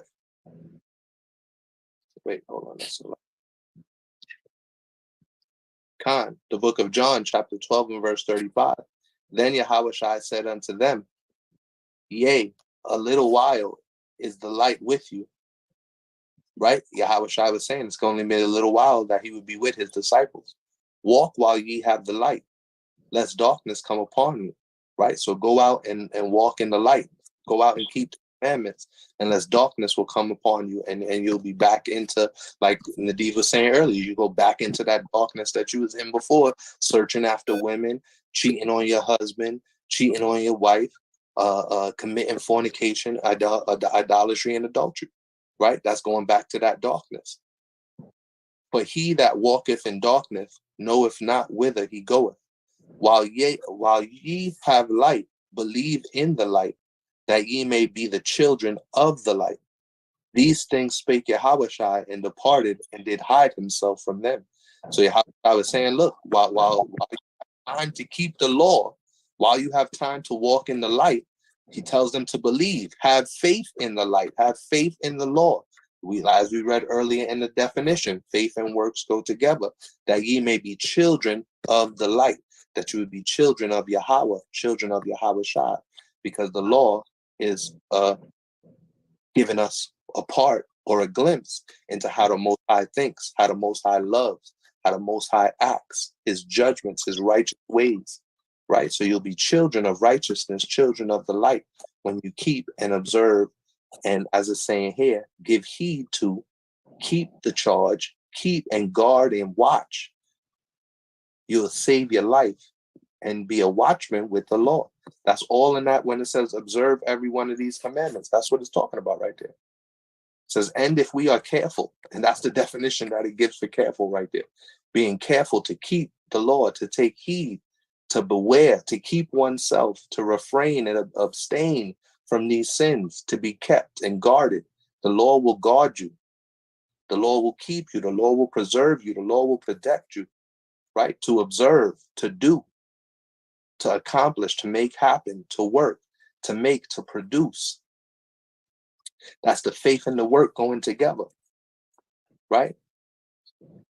The whole thing. So all those people that say we don't got to keep all the law, no, keep all the law, keep all the law, statutes, and commandments. Through Yahushua, we could do all things, right? Don't break one of these laws. Keep all these laws. Observe to do all his commandments. And it will be our righteousness, right? Beautiful precepts. And for you, for everybody in the room, the question was, when was the first commandment given? Is when God said, let there be light, right? God gave the commandments. Yahushua is the light. Yahushua followed the commandments and then began to bring the commandments unto men, gave the commandments unto men. Men were supposed to keep the commandments, but then, of course, broke the commandment by following after false doctrines and idolatry. Idolatry was the first sin that followed after the false doctrine when in the garden, and he followed after Eve, keeping that false doctrine. 2 Corinthians chapter 4 and 6, John chapter 1 and verse 4, John chapter 8 and verse 12, Proverbs chapter 6 and verse 23, all of 2nd Esdras verse 6, John chapter 12 and verse 35. Everybody got those precepts, Khan? Con. Khan. So the second question is also a two-part question. I'm gonna go through just two more. I'm gonna go up to 4.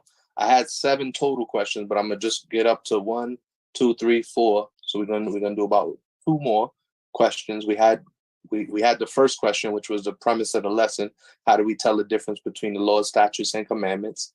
We have the precepts on those. If you have any questions, save them to the end or say Salakia.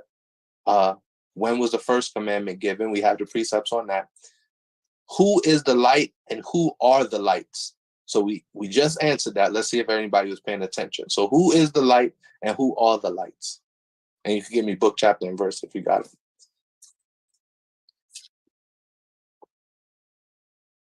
Anybody? Salakia. Go ahead, King.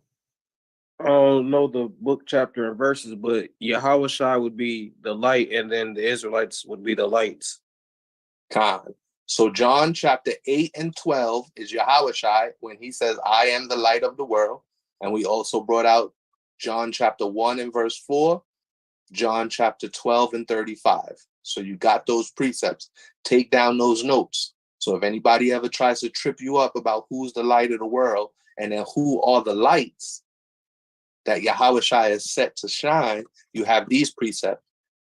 Cap, if you want to bring out Isaiah 49 and 6, I'll get Matthew 5:16 for the sake of time.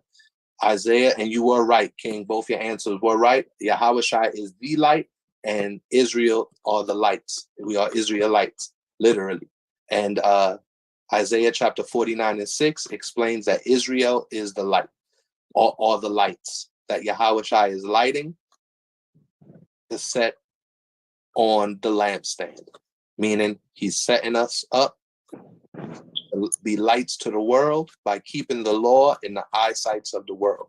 He wants us to keep the law. He wants everybody to see that we are keeping the law, and that is how we are the lights of the world. He is the light of the world, and we are the lights of the world. Isaiah 49 and 6, if you could bring that one out for us, Cap, and I'll get Matthew 5 and 16. It's the book of Isaiah, chapter 49 and verse 6. When everyone have it, say Khan. Isaiah chapter 49 and verse 6. And he said, it is a light thing that thou shouldest be my servant, to raise up the tribes of Jacob and to restore the preserved of Israel. I will also give thee for a light to the Gentiles, that thou mayest be my salvation unto the end of the earth. Khan. So the Most High is going to light Israel, that we would be a light unto the Gentiles. When it's talking about be a light unto the Gentiles, first it's talking about Yahawashai, his disciples, and the apostles being a light to the northern tribe and the other scattered tribes that are scattered abroad into all the other Gentile nations. Does everybody understand that? You following? Khan? Khan. So we ought to be a light to the Gentiles. We ought to be a light to our brothers and our sisters that are scattered abroad in throughout the other nations. Judah, Levi, Benjamin, we are to be a light to our northern tribe brothers and sisters, Gad, Ephraim, Zebulon. You're off mute, Brother Nadeem. A light to the other nation, a light to the Gentiles, all good, that are scattered abroad in the other nations. Khan? Con. And Matthew chapter 5, this is the next precept. Matthew, so you got John chapter 8 and 12, where Yahushua qualifies himself as the light. You got the prophecy from Isaiah, which thus saith the Lord, Israel is to be a light to the Gentiles. The Gentiles are the other Israelites that have been scattered abroad throughout the other nations. And in the kingdom, we will be a light to the Gentiles, the remnant of those other nations. We would be teaching them to keep the laws as well. They're no longer going to be able to worship their pagan gods. They're going to bow down and worship Yahweh and Yahweh Shai, or they're going to be put to death. All the other heathen nations and the Gentile nations when Yahweh Shai comes and establishes Yahweh's kingdom on earth. Khan? Con. God. Con. All praises to the Most High. And Matthew chapter 5 and verse 16. Or I'll start at verse 14. Matthew chapter 5 and verse 14. Ye are the light of the world. A city that is set on a hill cannot be hid. So Yahweh Shai said that he is the light of the world, and that he qualifies Israel as the light of the world. He said a city is set on a hill cannot be hid. So that's why he puts us out on the highways and the hedges, and he puts us on front street, so to say, so that everybody can see us. He don't want us hiding in the back alleyway where nobody can see us. And no, he wants us on the top of the hill so everybody can see his people keeping the law, statutes, and commandments. It says it, keeping the law, statutes, and commandments would be our wisdom in the sight of the nations. That means the other nations in the sight of them means that they would see us. It would be our righteousness in the sight of other nations. So other nations will see us being righteous. Other nations will see us keeping the commandments, and this will be a light. First to our people, to draw back the remnant, back unto their father, back unto their brother, Yahweh and Yahweh Shai, back unto the law, statutes, and the commandments. The light and the law is a lamp. It will draw them back to loving the Most High, to keeping his commandments. Right? Salakia. Khan, bring it out, King. Precept, Ephesians 5 and 8. Cap, you want to get that one? All praises. That's Ephesians chapter 5 and verse 8. And you see, I didn't have that precept down, so even I'm taking a note now. That's Ephesians chapter 5 and verse 8, and I put that in my notes for the lesson. And I usually do it in 2 different color pens so that I know the precept that I'm adding to the lesson plan, so that if I ever get an opportunity by showing my Shai to teach the lesson again, now I have precepts that my elders and my leaders and senior men and the brothers who I just love and respect was able to add into the lesson, and sisters that I love and respect was able to add into the lesson. Khan, bring it out, Cap. Ephesians chapter 5 and verse 8. Ephesians chapter 5, verse 8. Ephesians chapter 5 and verse 8. For ye were sometimes in darkness, but now are ye light in the Lord. Walk as children of light. Khan, walk as the children of the light. What does that mean? A light is a lamp. The law is a lamp and a light to your footsteps. Walk in the law. Walk in the ways. We just read that in the definition. How you walk, what you do. So in the ways of the law, and you will be children of the Most High. That even goes back to this chapter 6 when it says the sons of God. The sons of God were those who been the Most High. Right?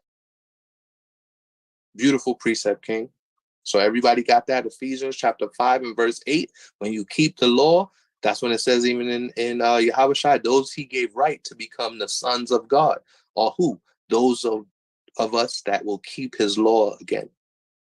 That will begin to keep his law and teach his law.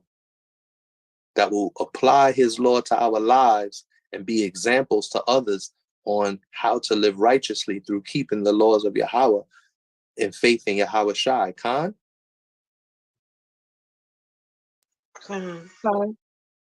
I'll go back to Matthew chapter 5 and verse 15. Either do men light a candle and put it under a bushel, but on a candlestick, and it giveth light unto all that are in the house. So you're supposed to show your entire household. If you live if you're younger, or even, doesn't really matter the age, but you still live with your parents, or you live with family, or, you live in a situation where you got roommates or friends, or even you married and your wife or your husband is an unbeliever. That's where you're supposed to be that example, right? You're supposed to be a light on a candlestick and give light unto the whole house. Live the laws before everybody. And you don't got to make it a grievous, like I wish I said, keeping the law is not a grievous thing. So you're supposed to live that law in front of your children, so your children will see. That's how you give light to your children, by living the law with them, teaching the law to them, like it says in Deuteronomy chapter 6, right? Live the law with your wife.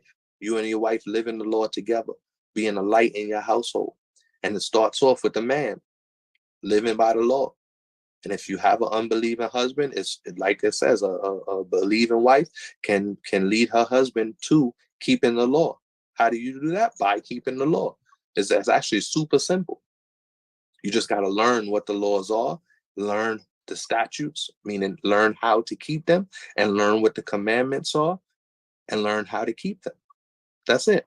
It's that simple. Learn the laws and commandments and learn how to keep them. 1, 2, 3. Easy as ABC.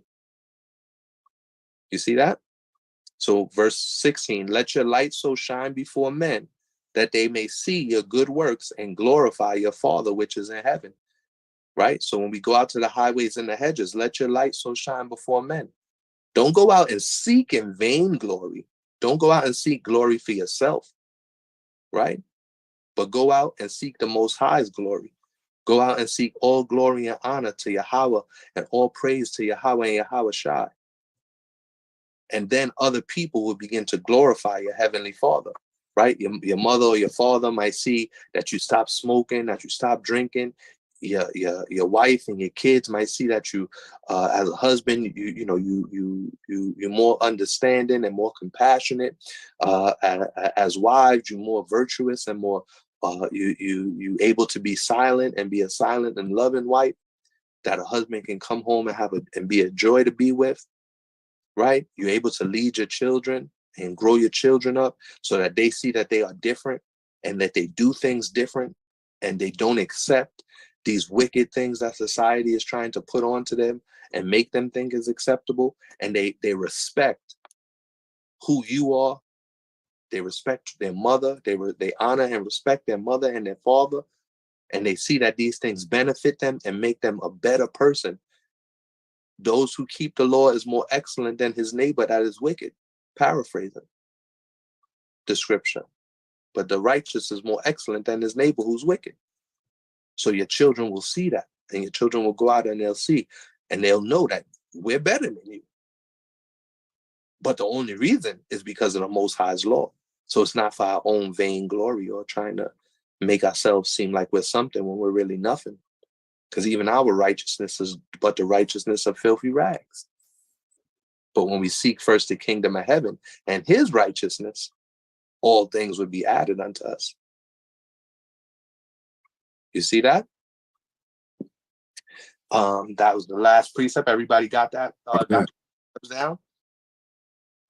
Somebody else got something? We got something else, Cap? I got one more. Go ahead, bring it out, King. This is Luke 11 and 34. Everybody got it. If y'all want to go to it, just say Khan. Luke 11, Khan. Khan, I got it. All right, Khan. I'm gonna try to break this one down as I go along. It's a little meaty here. It says, the light of the body is the eye. Therefore, when thine eye is single, the whole body also is full of light. But when thine eye is evil, the body also is full of darkness. So the light of the body is the eye. When you speak about that eye, it's talking about being focused, right?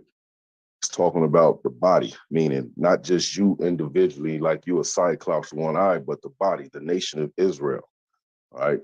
The light of Israel is our eyes being focused on the law, statutes, and commandments of the Most High.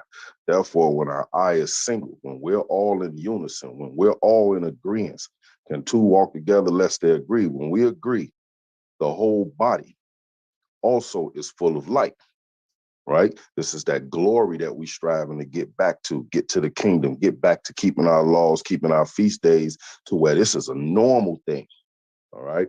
But when thine eye is evil, thy body also is full of darkness. So it's not enough just for me, you, him, her, or her to just be walking in this light. We have to strive to push, rebuke, exhort our brothers and sisters to also walk in this light, because as it stands today here in our captivity, we are still walking in darkness as a body. The difference is those of us who has been called to this truth, we kind of a flashlight. We can move around in this darkness. We see this wicked kingdom for what it is, right? So the rest of the body, along with us, we're still walking in darkness. We just got a light unto our feet. Every step we take in this truth, that path is lit up. You think about that old Billie Jean video when Michael Jackson was walking and he was stepping on the little squares and they was lighting up. God. You know what I'm saying? Like, that's us. For he that walketh in darkness, Salakia. But when thine eye is evil, thy body also is full of darkness. So as long as we got brothers and sisters amongst us that's moving in wickedness, we're still going to be walking in darkness. We just blessed to have the light through Hamashiach Yahawashi that we can see in this darkness, right? And we all know that the Most High, we're going to have to be held accountable for our actions individually, but we're still being judged as one body. That's why we're in this captivity, right? Because we're being judged as a nation, as a body. And who's the leader? Who's the head of that body? Yahawashi, right? So when you go to 2 Corinthians 4:6, it says, for God who commanded the light to shine out of darkness, talking about Yahawashi, right, have shined in our hearts because we accepted the Yahawashi as the firstborn son of Yahweh. We accept him as our Lord and our Savior, our big brother, our king, our high priest, right? We strive to follow after his ways day in and day out, right? To give the light of the knowledge of the glory of God, Yahweh, in the face of Yahawashi. So that's why we seek after the face of Yahawashi. We follow after his ways. We try to mimic him, become little mini me Yahawashis, all right, in this darkness that we swamped in. So just remember that, brothers and sisters, that we still walking in darkness. We just got a flashlight, man, right? And we got to be that light to lead the rest of our brothers and sisters out of this dark place. I yield. All praises. All right, the last, everybody, I hope you're still with us. We're going to do the last and final. This is the bonus question. I hope it trips you up. It tricks you up. It's a little trick question. See if anybody gets the answers right. So I hope y'all still with us. Then we're going to do the Shema and the Lord's Prayer, and we're going to close out. So the last... you might as well just go through all the 7, because we got like 17 minutes left. So you might as well go through it all, okay? 17 minutes left. Yeah. All right. I'll see if we can make it through. Everybody, you still with us, Khan? Khan. Go for that completion, King. Khan. What is the first commandment given to the Israelites or the Hebrews? What is the first commandment given to the Israelites or the Hebrews?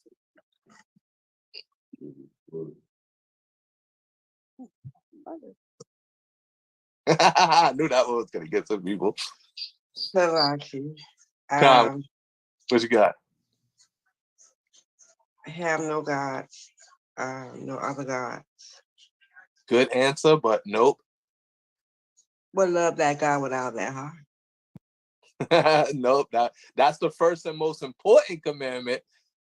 Good answer. That was how Yahweh Shai taught it. The first and most important commandment given to the Israelites is to love the Lord your God with all your heart, which is Deuteronomy chapter 6 and verse 1, the start of the Shema. So that is partial of the answer. Very good. But what was the first commandment given to the actual Israelites or the Hebrews? Because before there was Israelites, there was Hebrews, right? So you got part of it, sis. Deuteronomy 6 and 1. That's part of the answer. Y'all got it, or you want me to give you the answer? Give me 2 more tries. Give me 2 more people to try. What y'all think the first commandment was given to the Israelites? Underline the word or the Hebrews.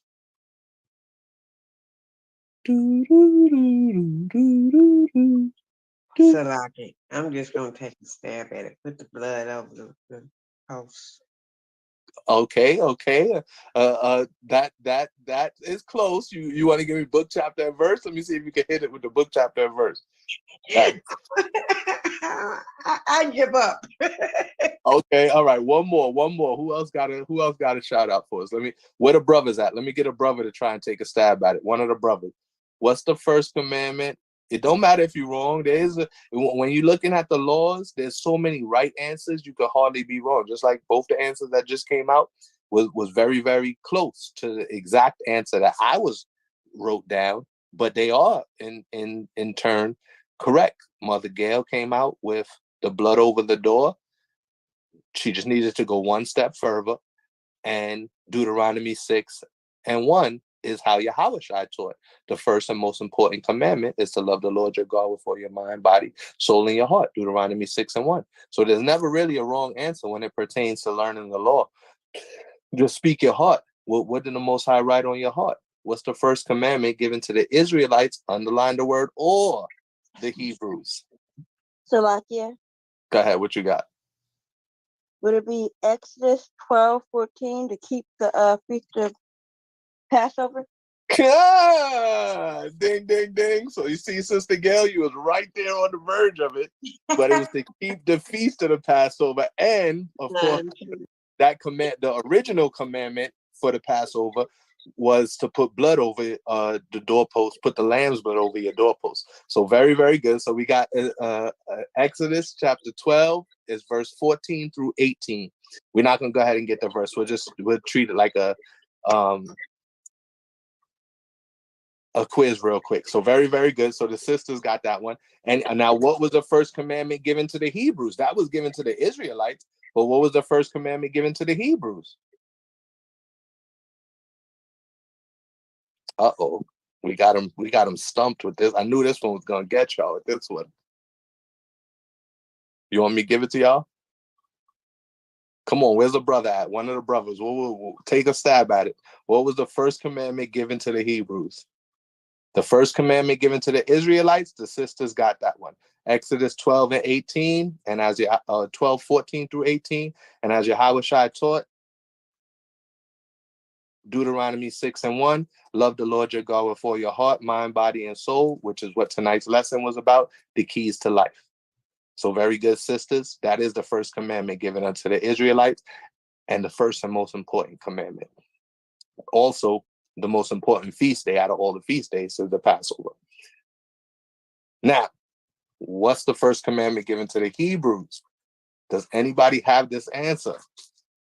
Come on, y'all. Where my brothers at? One of the brothers. Jeremiah, you still on the call? I know you on there, brother. Just take a guess at it. It's an easy one, too. I know the word Hebrews is throwing y'all off, but it shouldn't. What is the first commandment given to the Hebrews?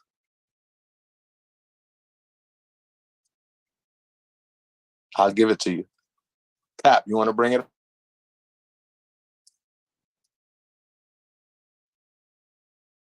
You got it, Cap, or you want me to bring it up?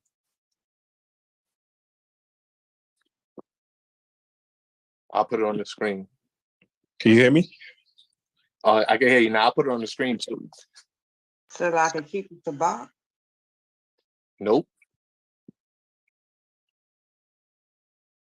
That was already something that was implemented all the way back through the days of Adam, and to keep the Shabbat. A quick hint is in Genesis. Oh, forget it. Yeah, my bad, Cap. I was pulling up the book, chapter, and verse. Go ahead. No, Anybody? you got it. Anybody want to take a stab at it before I get the exact book, chapter, and verse? Oh man. It was given to the Hebrews, guys. Given to the Hebrews. Genesis chapter 17. So Abraham was the Hebrew. He was known as Abraham the Hebrew, and he was given a commandment. Does anybody know what the commandment was? Slovakia. Go ahead. To leave his land. Go ahead. What either Sister Gail or Sister Mara? Which one of y'all? Either one. Go ahead, Mama Gail. He was given a was told to leave his land. Okay. Nope, that's not it. You got what you got, Sister Amara. I just flashed it on the screen about 10 times. I'm guessing from the screen, I guess it was to circumcise Isaac. That was not Isaac, but all of circumcision. All of them, that's right. Was to be circumcised. Now all of the Hebrews. So this is my covenant which ye shall keep between me and you and thy seed after thee. Every man child among you shall be circumcised, and ye shall circumcise the flesh of your foreskin, and it shall be a token of the covenant between me and you. And he that is 8 days old shall be circumcised among you, every man child in your generations, he that is born in the house or bought with money, or any stranger which is not thy seed. So even the heathens, this is also pointing to the kingdom where the heathens, somebody that was bought, they're gonna have to circumcise themselves too. So this also shows in the kingdom that we're gonna be teaching the law to even our slaves. Even Abraham's slaves had to keep the law and circumcise themselves and circumcise their kids. So that points to the future reference as well.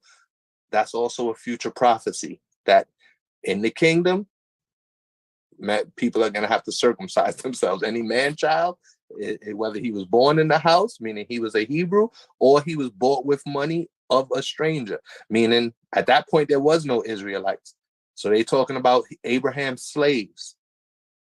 Abraham wasn't going around buying Hebrews. He had a dude from Damascus that went and found Isaac's wife. That dude had to be circumcised. And if that dude had children, his children had to be circumcised. Meaning, therefore, that our slaves in the kingdom is going to have to keep the law. And you woke me up on that one. You're funny.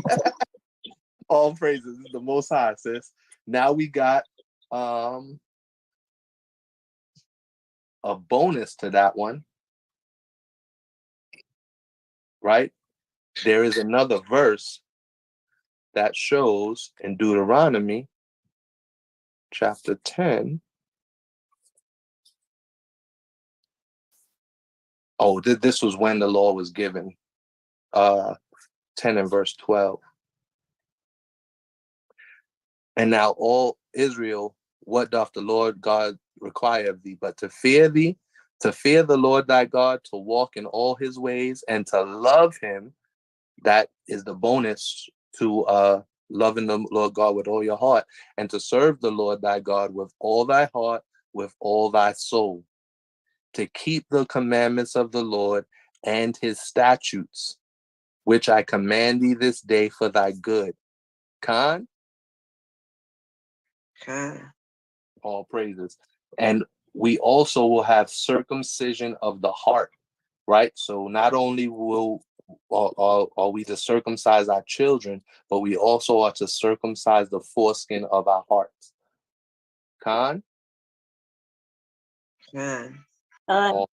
All praises. Next question, for the sake of time. This is an easy one. Where was the commandment given and who wrote it?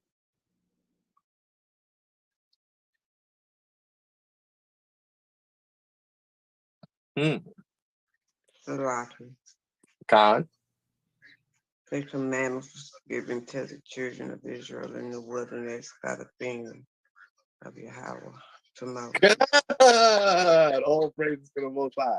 Well, Miguel got that one. Exodus 20, verses 1 through Exodus 19 and Exodus 20 is when the law was issued on Mount Sinai, and it was written by the finger of the Most High. Right? Those precepts are in Exodus 31 and 18, Romans 2 and 15, Colossians 2 and 14, Romans 7, 12 through 13. So you can write those precepts down. Where was the commandment given and who was it written by? It was written by the finger of the Most High. Khan? Khan. Next question. Why did Moses break the commandments? Salaki. Khan, what you got? Because the children of Israel in the wilderness was murmuring about the water. Oh, good. Salakia. That's not it, though. That's not it. That was a good try. Go ahead. Who got the next answer? I got it. It was because when he came down from the mountain, we were in the wilderness and we were worshiping the golden calf that they had Aaron to make. God, all praises to the Most High. That is the right answer. God, Moses was not. God. He wasn't let into the promised land because we were murmuring and complaining so much. He got angry and he disobeyed the law. He disobeyed not the law, but he disobeyed a direct commandment. See, that's all again a difference between a law and a commandment. That's a little tricky to explain, like on the highways and the hedges, but that is a difference. It wasn't a commandment, though. It wasn't a law for all of Israel to speak to the rock. It was a commandment directly to Moses that the Most High gave directly one-on-one to Moses. Don't strike the rock like you did before, because he did strike the rock once and was able to get water from the rock. Then the Most High said, because they are murmuring and complaining so much and they got you so angry, now I want you to speak to the rock and let the rock give water to the Israelites. But Moses was so angry at their murmuring and complaining, like sis brought out, he struck the rock. So he disobeyed a direct commandment. Wasn't disobeying the law. He disobeyed a direct commandment. It's another way you could differentiate between the word law and commandment, right? It was a law for the children of Israel to obey the Most High, and Moses broke a commandment by striking the rock. But like again, that's a little too little risque and much to explain that on the highways and the hedges. But if you're teaching in your household, you could always teach your children, your wife, teach your brothers and your sisters and your family a difference between what the law and the commandments was, right? So very good answer from you, Sister Gail. But Sister Amara, you got that one, hit that one right off the top, right there. Moses broke the commandments, which was the trick part of the question. He broke the commandments when he came down from the mountain. He came down from Mount Sinai. He saw his brother Aaron, his sister Miriam, and he saw the rest of the children of Israel worshiping a golden calf, committing fornication and idolatry. Idolatry in the Apocrypha is known as the first sin that destroyed the world, that destroyed Adam and Eve, that disobedience and idolatry, and committing fornication, because remember, those go hand in hand, and worshiping, committing adultery, worshiping another god, false god. And that's found in the book of Exodus, chapter 32 and verse 4. We could start at. It goes all the way through the whole chapter. So it's pretty much the whole chapter 32, but we'll start at 4. And he received, we'll start at verse 2. And Aaron said unto them, break off the golden earrings which are in the ears of your wives and of your sons and of your daughters, and bring them unto me. And all the people broke off the golden earrings which were in their ears and brought them unto Aaron. And he received them at their hand and fashioned it with a graven tool So you see, when it says idols are nothing but images made with man's hands in the prophets, this is what it's going back to talking about. This is just something made by man's hand, made by Aaron, which is, bugged out that Aaron would do that right after coming out of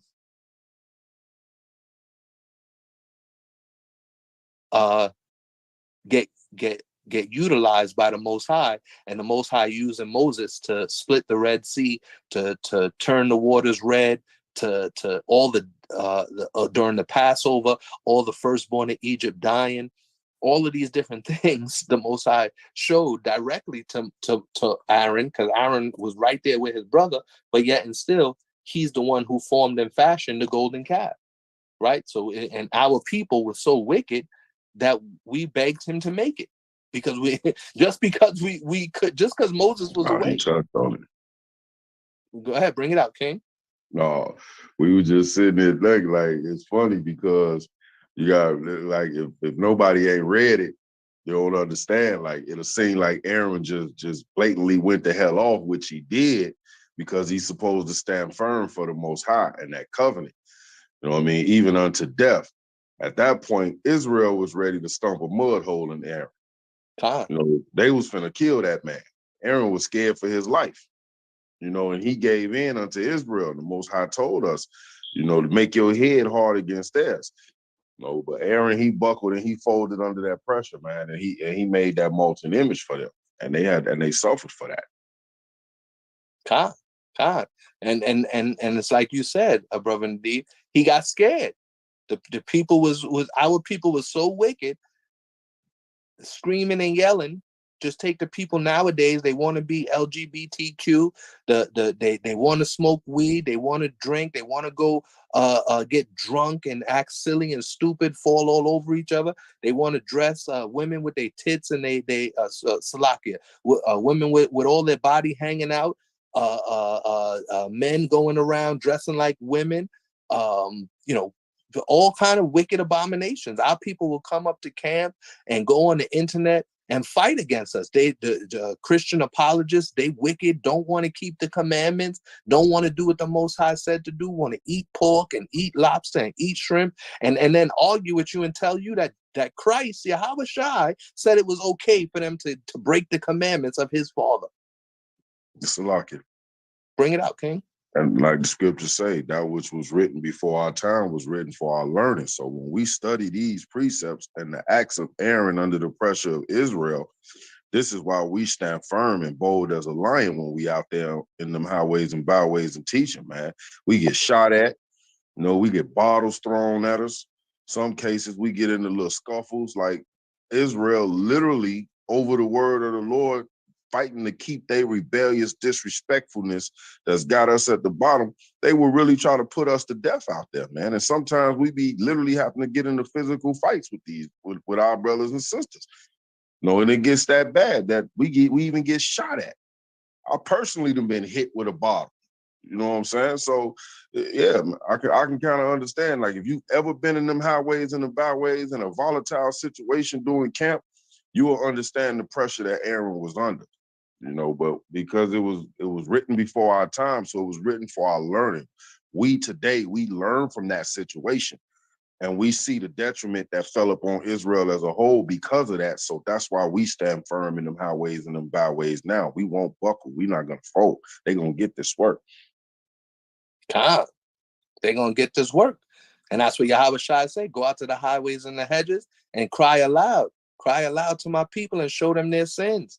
Don't go out and buckle under the pressure and say, you know what, it's all right for you as a man to sleep with another man. You know what, it's all right for you as a woman to go out and sleep with another woman, to dress up like a butch, for you, man, to go out and wear a dress and a tube top and chop off your members and injure yourself in the privy parts. No, go out and tell them, thus saith the Lord, thus saith the Holy Bible, what you're doing is wrong and it's an abomination, and for that sin you will be put to death if you choose not to repent. Go out and tell Esau, because of your hatred against your brother Jacob, because you took the Most High's precious jewels, the apple of his eye, because you took his chosen people and tried to take their place, tried to erase their faces and cover the face of the judges, because you tried to do away with the law and teach in all of your religions, your wicked religions, that the law is done away with, and that Caesar Borgia is actually Christ, and the Pope is Christ incarnate. Because you teach these wicked things, you are going to be destroyed forever.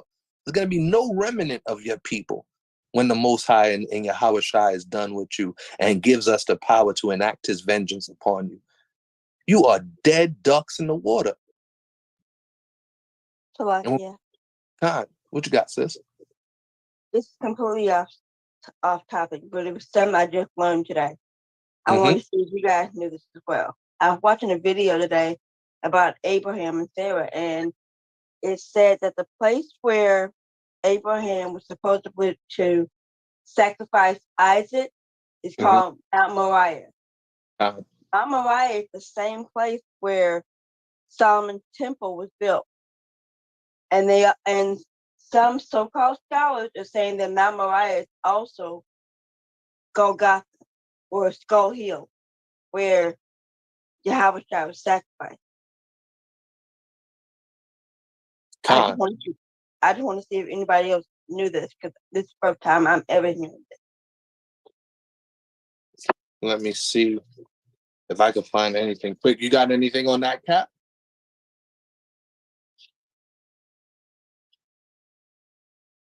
Shalom, can you hear me? Yep, can hear you now. What you said? Mount Moriah and Golgotha are the same place, and Mount Moriah is where Abraham went to sacrifice Isaac. And that's where Yahushua was crucified. Yeah, everything ties back in. Same as the place where Yahushua is like from the Lord declared the end from the beginning. Right? So everything literally ties back in. For example, we were just talking about Ezekiel chapter 3, where he said, the Lord said, make your head hard against theirs. What happened with Aaron is the same thing that he did. He was scared of the people. And the funny thing about Aaron means exalted mountain. Right? So he was scared of the people, and he didn't go against their wickedness. So the Most High put the spirit on Moses to get pissed off because Aaron didn't do his job. So what happened to Aaron? He folded under pressure. Right? But what the sister was saying, Sister Arma, right? Yeah, she was correct about that. So that Golgotha is found in Matthew 27, 33 and 35. What I'm gonna do is I'll make a note on it, because I got a study Bible and a chronological order Bible. And they usually give, they'll give in-depth explanations of those type of things. It's actually a pretty good Bible to get. I don't know if you guys can you see me and the screen, or you just can see the screen? Yeah, I just see the screen. Let me end that. Yeah, it's let me see if you can see it.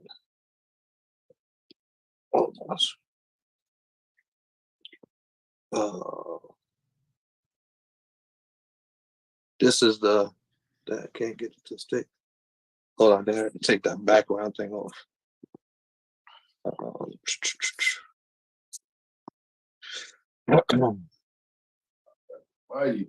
Yeah. All right, so this is the Bible right here. It's a chronological study Bible.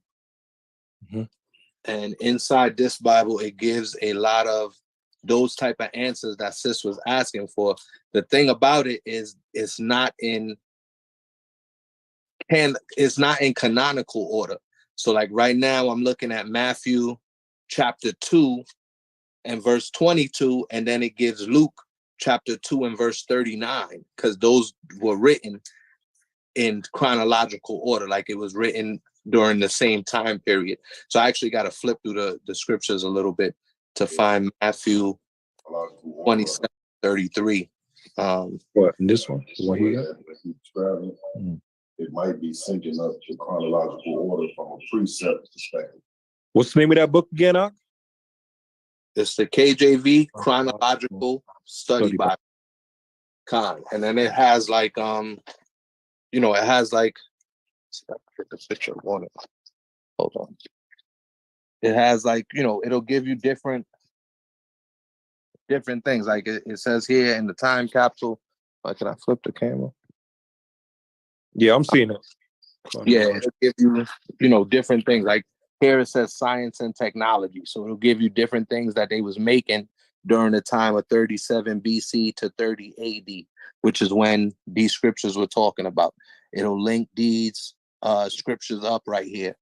Then it'll tell you in a time capsule, during 18 AD, Antipas built the city of Tiberias. 19 BC, Tiberius expels the Jews from Rome. So it'll give you all of these different things that's happening during these times. Like I said, I'm looking for Matthew 27, but Matthew 27 was probably written. It gives you like the immorality of Herod's politics, different things like that, different beliefs and ideas that were going on. So I'm gonna write that one down, sis, and bring that one out. The next time we get a class is Mount Moriah. Yeah, Mount Moriah.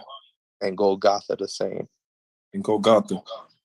So, like I said, when the scripture says the Lord declared the end from the beginning, can you hear me? Hi.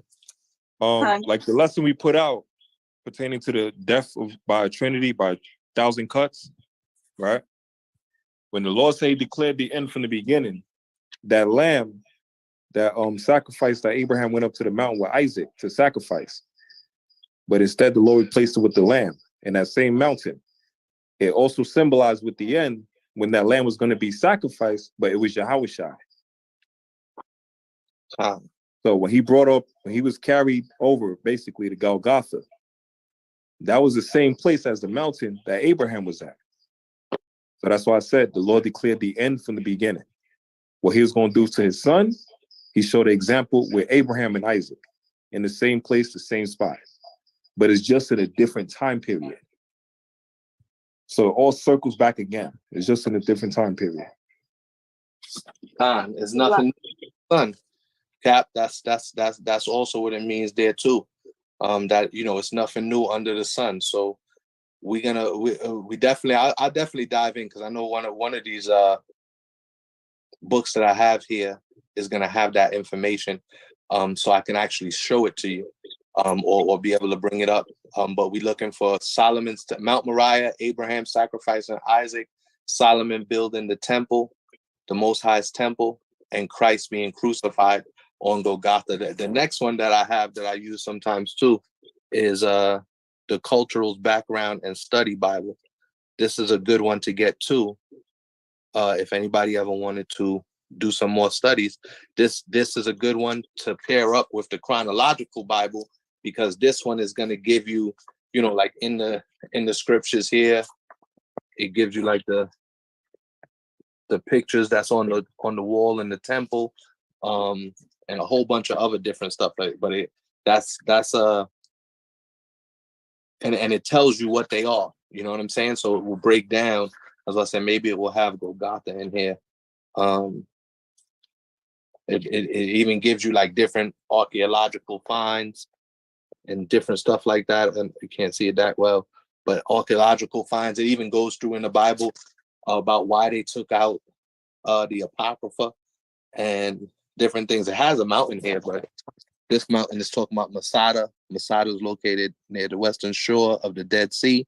Herod the Great fortified Masada in 37 to 31 BC as a refuge in the event of a revolt. The fortress became the last holdout of the Zealots in the war against the Romans during AD 66 and 73. Then it has some artifacts, information and stuff. This is in Mark. So like I said, once I go through, get a chance to kind of comb through the scriptures, so I'm not just coming off the top of the head, I will see if they have any information on Golgotha in here. and we can go from there. But I definitely want to do a little bit of research so we can bring up some pictures and everything like that to better answer the question. Is that cool, sis? Time. I have one more question though. Go ahead, bring it out. Would I be wrong in thinking that the reason why Yahweh was willing to offer up Yahweh Shai was because Abraham was willing to offer up Isaac? I mean, we all know there was always a part of the plan, but I'm saying. Well, I think and this is just my personal thought on it. It would be kind of backwards. It's not that Abraham was willing to do it, so Yahweh Shai was willing to do it. It's Yahweh Shai was willing to do it from the beginning.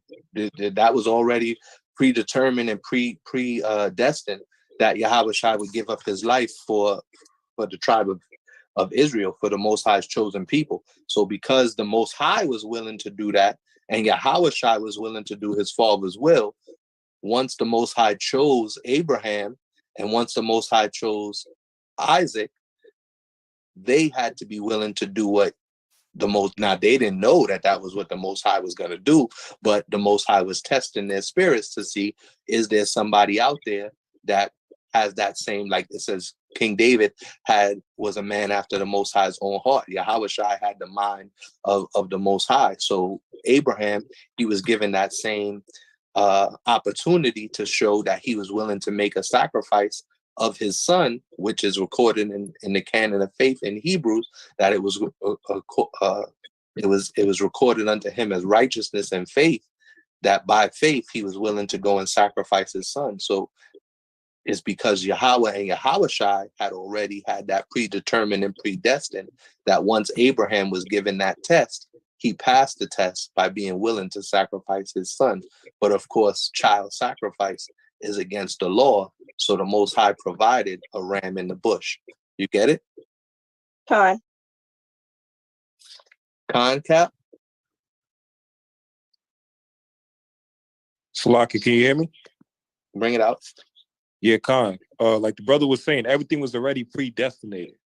When Abraham had his sacrifice of his son Isaac, or when he tried to sacrifice his son Isaac, that was in Genesis chapter 22, right? But in Genesis 12, the Lord told Abraham and Sarah to leave out of their country and go to a land where he's going to bless them and make Abraham a father of many nations. So that was in Genesis 12. So the Lord already had it set up for Abraham about him trying to sacrifice his son. He already knew what he was going to do. He already set up everything predestinated. Khan? Time. It was already set up. And that's where you get Abram. You know, first he was called Abram. And Abram pertains to a father, like exalted father, a high father. Right? But then when he called him Abraham, now he's a father of many nations. So Abram means a high exalted father. Right? A righteous father. But now that he was blessed with being called Abraham, he's a father, a high exalted father of many nations. Not just one, but many nations. Khan? Time. Right. So even the names of the people, you know, if you look up the meanings, it makes a whole lot more sense with how they move, how they was dealing with things in their times, prophecies, and everything. Like Moses' name means to be drawn out of water. Right. And the water could be used for many things. It could be used for captivity, you know, like in Revelation chapter, I think it's Revelation chapter 13. Right. But then Aaron's name means high exalted mountain. And then it's funny that he went up to the mountain with Moses, but Moses the one that went with the Lord to get the laws. And Aaron stayed right there at the mountain, right? But he cracked under pressure. So even with knowing the meanings of the names, you know, it's very important as well too. Khan,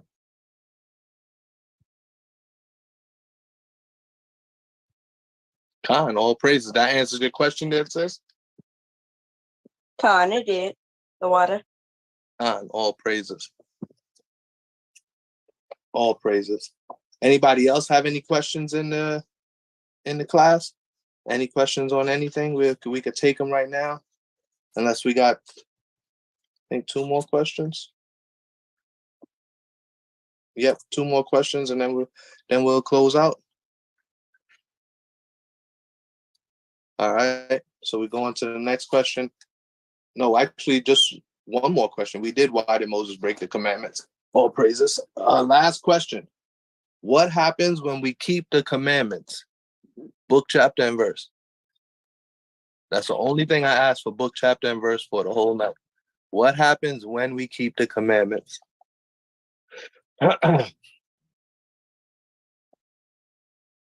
Now, I would like book, chapter, and verse, please. Anybody? Brothers, sisters?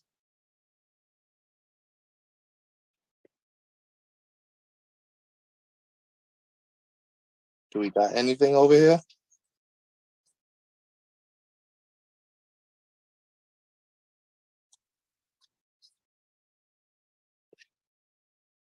Anything, brothers and sisters? This should be. I thought this was the easiest question in the whole, out of all the questions. So like it. Con, I think it's Proverbs 7:2, keep my commandments and live. Con, that's a very good answer. That was one of the precepts. Proverbs 7. Was it Proverbs 7 and no Proverbs? Where is that? Hold on, you might be right. Probably, but that did keep my commandments and live. I was going with Ecclesiastes 12 and 13. But we can get Proverbs because it also is written in Proverbs first. It is written in Proverbs to keep my commandments and live. Beautiful answer, Sister Gail. Anybody else? Salakia. I got Matthew 19 and 17. If that will enter into life, keep my commandments. There you go. If that will enter into, yep. Proverbs 7 and 2, keep my commandments and live, and the law as the apple of your eye. And what did we say there, sis? Matthew 17. 19 and 17. 19 and 17. Here we go. Matthew chapter 19 and verse 17. Hold on. I got it right here coming for you. So he said to him, why do you call me good? No one is good but one. That is Yahweh. But if you want to enter into life, keep the commandments. Khan, good answer, good answer. But I'm looking for something easier than that. What happens when you keep the commandments? You will live and you will enter into life. Khan, all praises, sis. That was the point of the key to life. What's the key to life? Keeping the commandments. But if you want to enter into life, keep the commandments. So you actually hit the top. That was the top answer right there.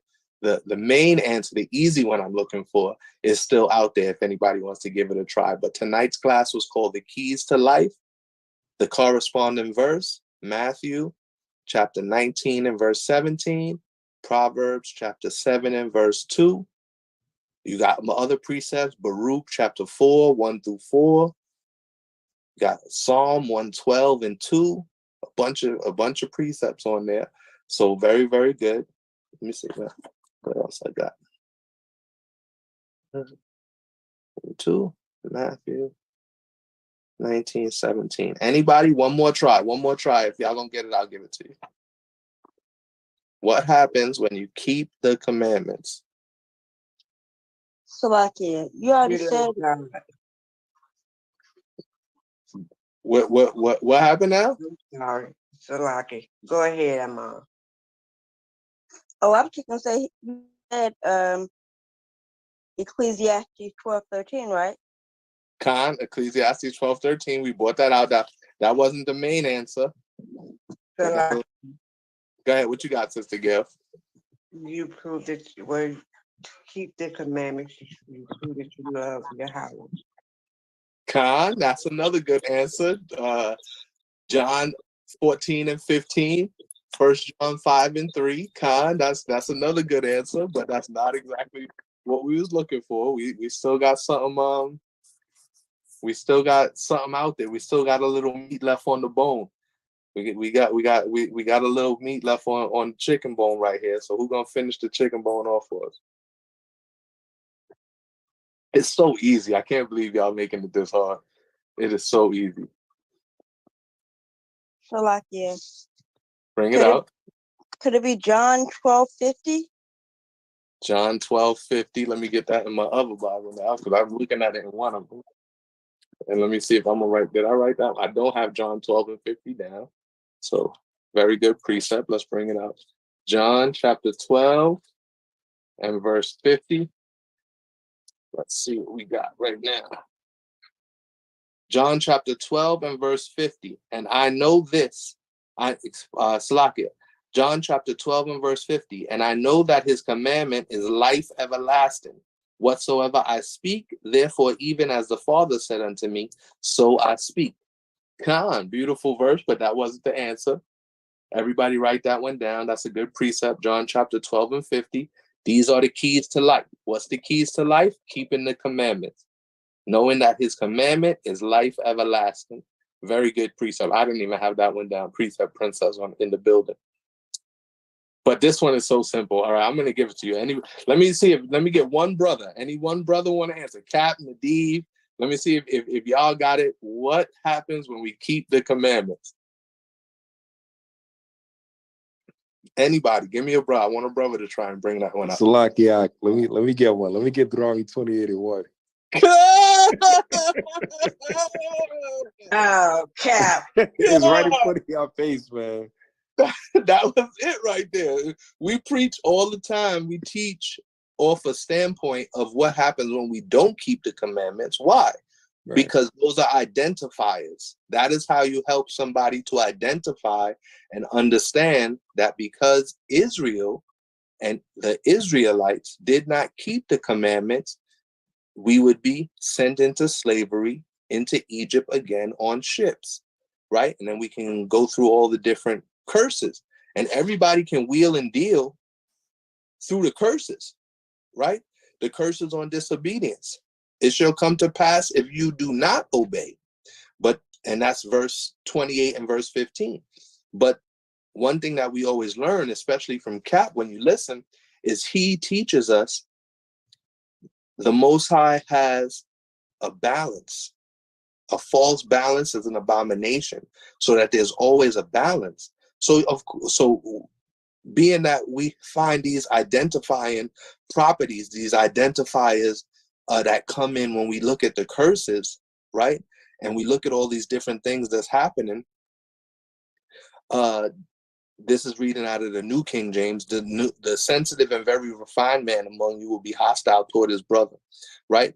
That's when the man is tender among you, he'll be hostile toward his brother, right? That's one of the curses. So that's something that will happen when we don't keep the commandments.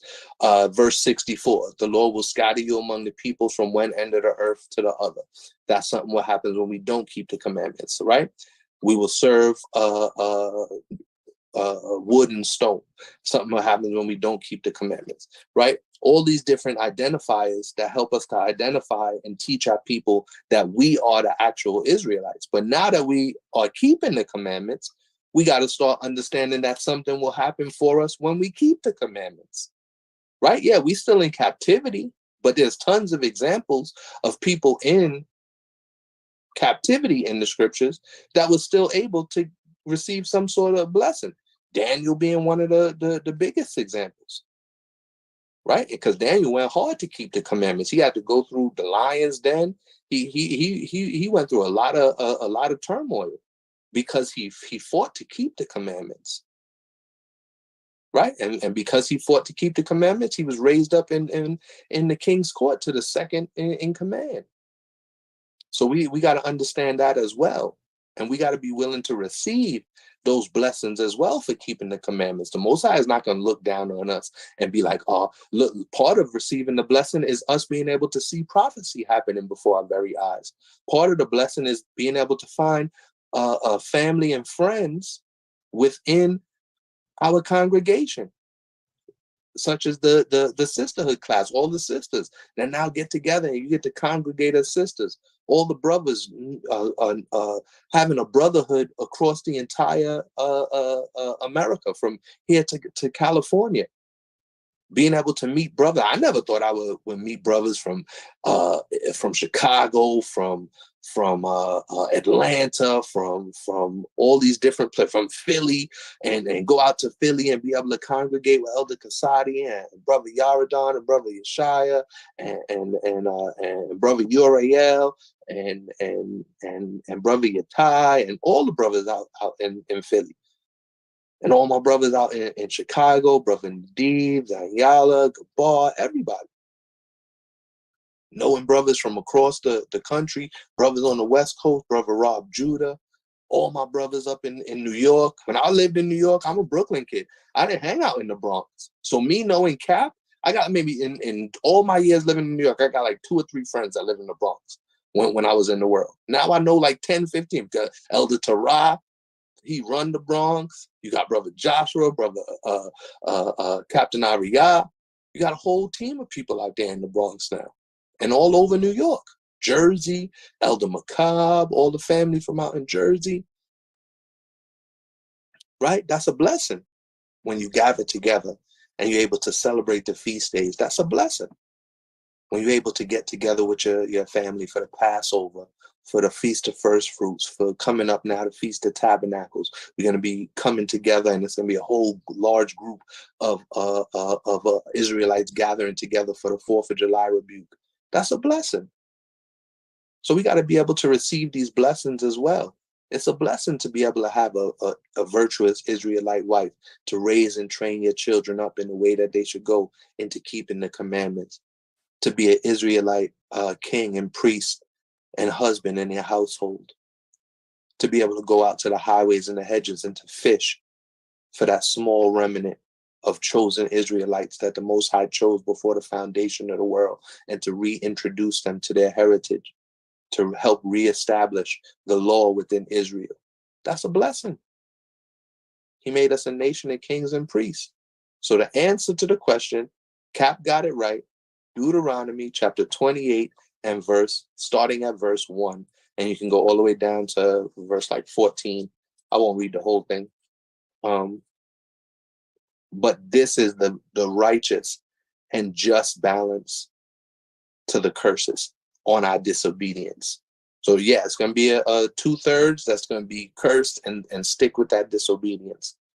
But all praise to the Most High that he chose us to keep his commandments, and that he will not let anyone snatch us out of his hand, and that we will keep his commandments and live, and that we will be a light to our brothers and a light to our sisters and a light to all of Israel, that they will come back to keeping the law, statutes, and commandments, and that we will be a blessing. So, and you also could go with Matthew, where he says, blessed are where Christ gives out the Beatitudes and the blessings as well. Because those blessings, when you read them, they actually pertain to Israel who are under the curses. And then when you begin to keep the commandments, the meek shall inherit the earth. What is the fruit of the Holy Spirit? Meekness, humbleness, right? When blessed are the poor in spirit. We was poor in spirit before the Most High began to fill us up with his law, statutes, and commandments and his righteousness. And we would then inherit the earth. Blessed are the peacemakers, that we make peace between the 12 tribes. Because Israel at one time and Judah wanted to go at each other's necks.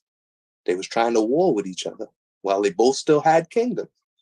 The kingdom of Israel and the kingdom of Judah split because of unrighteousness and because of unrighteous kings that wanted to take what David and Solomon was given by the Most High, because it was the Most High who gave them their kingdoms to build. Even Saul had a united kingdom at one point until he wanted to split away because they was giving too much love to David. And that was the beginning of the kingdom starting to have issues with each other. And then by the time Solomon came, the kingdom split when Solomon died into northern tribe and southern tribe, and then they wanted to go to war with each other. So blessed are the peacemakers. We come in the sandals of peace. I mean, we come out to our brothers in peace. We're not coming out to our brothers to rape, rob, and destroy them and murder them, like Esau came to his brother to rape, rob, and murder and destroy Jacob and the children of Jacob, the children of Israel. So blessed are we when we keep his commandments. And these are the blessings on obedience. I'm reading from the New King James Version. Verse 28. Now it shall come to pass, if you diligently obey the voice of the Lord your God. So if you keep his commandments, that was the question. What happens when we keep the commandments? Now, if you shall come to pass, if you diligently obey the voice of the Lord your God to observe carefully all his commandments, which I commanded you this day, to set your hand to, he will bless you in the land which the Lord your God is giving you. The Lord will establish you as a holy people.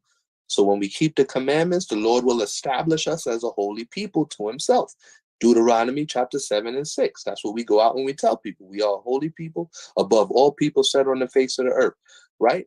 Why? Because we're keeping the commandments. So when you keep the commandments, the first thing the Most High is going to do, he's going to establish you as a holy people unto himself, just as he has sworn to you. So the Most High actually swore that when we keep his commandments, we will be holy and a people established unto him above all people on the face of the earth. Deuteronomy 7 and verse 6.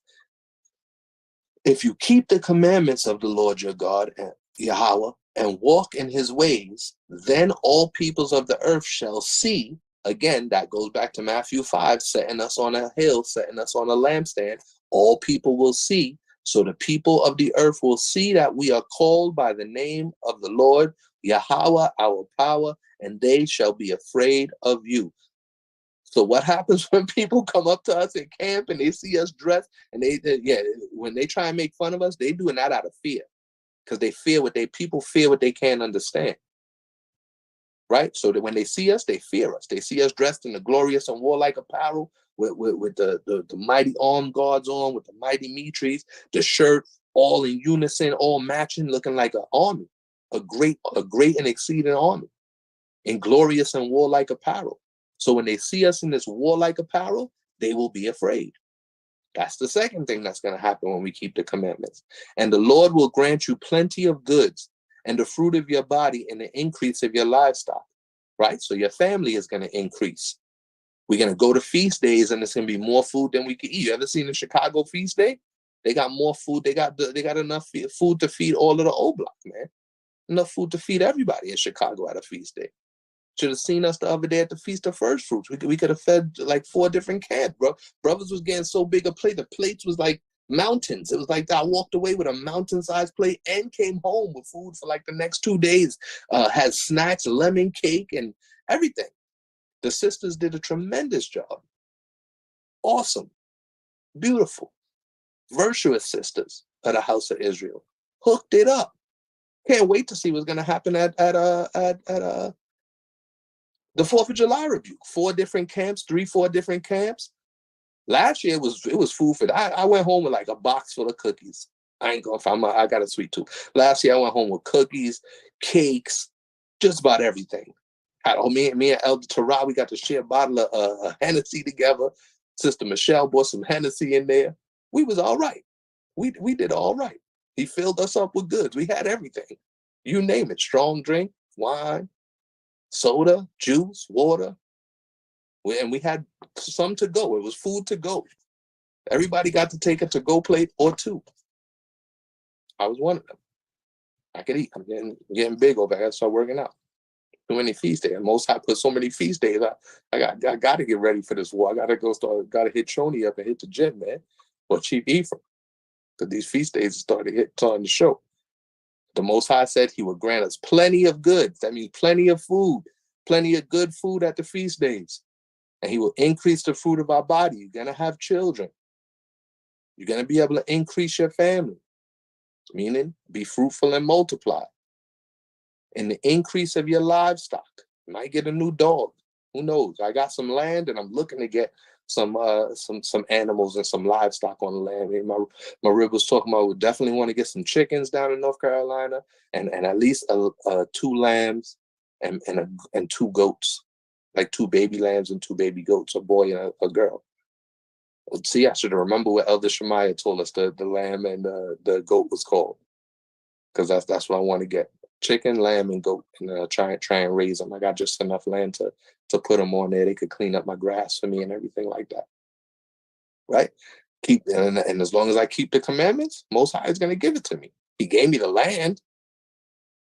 Now I'm ready for, well, not now, but probably by next year, Tabernacles, I'll be ready for some chicken and some lamb and goat to start raising them on the land. And in the produce of your ground, first fruits. So the Most High wants to increase the produce of our ground. All the sisters out there, plant something in the house. Go get a bag of tomato seeds or some sunflower seeds. Sunflower seeds is the easiest thing to grow. You could go to 99-cent store and find them for $2 for $1 and put some sunflowers in there. Within 3-4 months, you're gonna have a sunflower tree, and the sunflower seeds will come out of there. You can eat those. Right? Try something easy. Tomatoes and sunflowers, mint, a bit of herb, and stuff like that is very easy to grow. Rosemary, easy to grow. Garlic, easy to grow. Right? Strawberries, very easy to grow. And you can start all of them in your house. You don't need no big giant garden. Get 2 bags of dirt, and you can start to grow yourself some fruits. Right? So the Most High said he would help you grow stuff.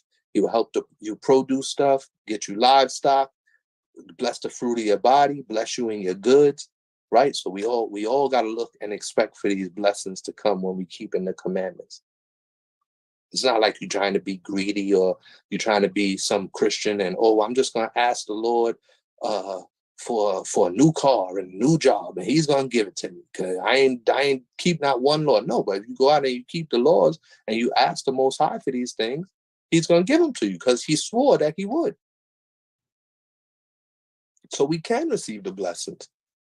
You can get the things that you ask the Most High for. Ask and ye shall receive.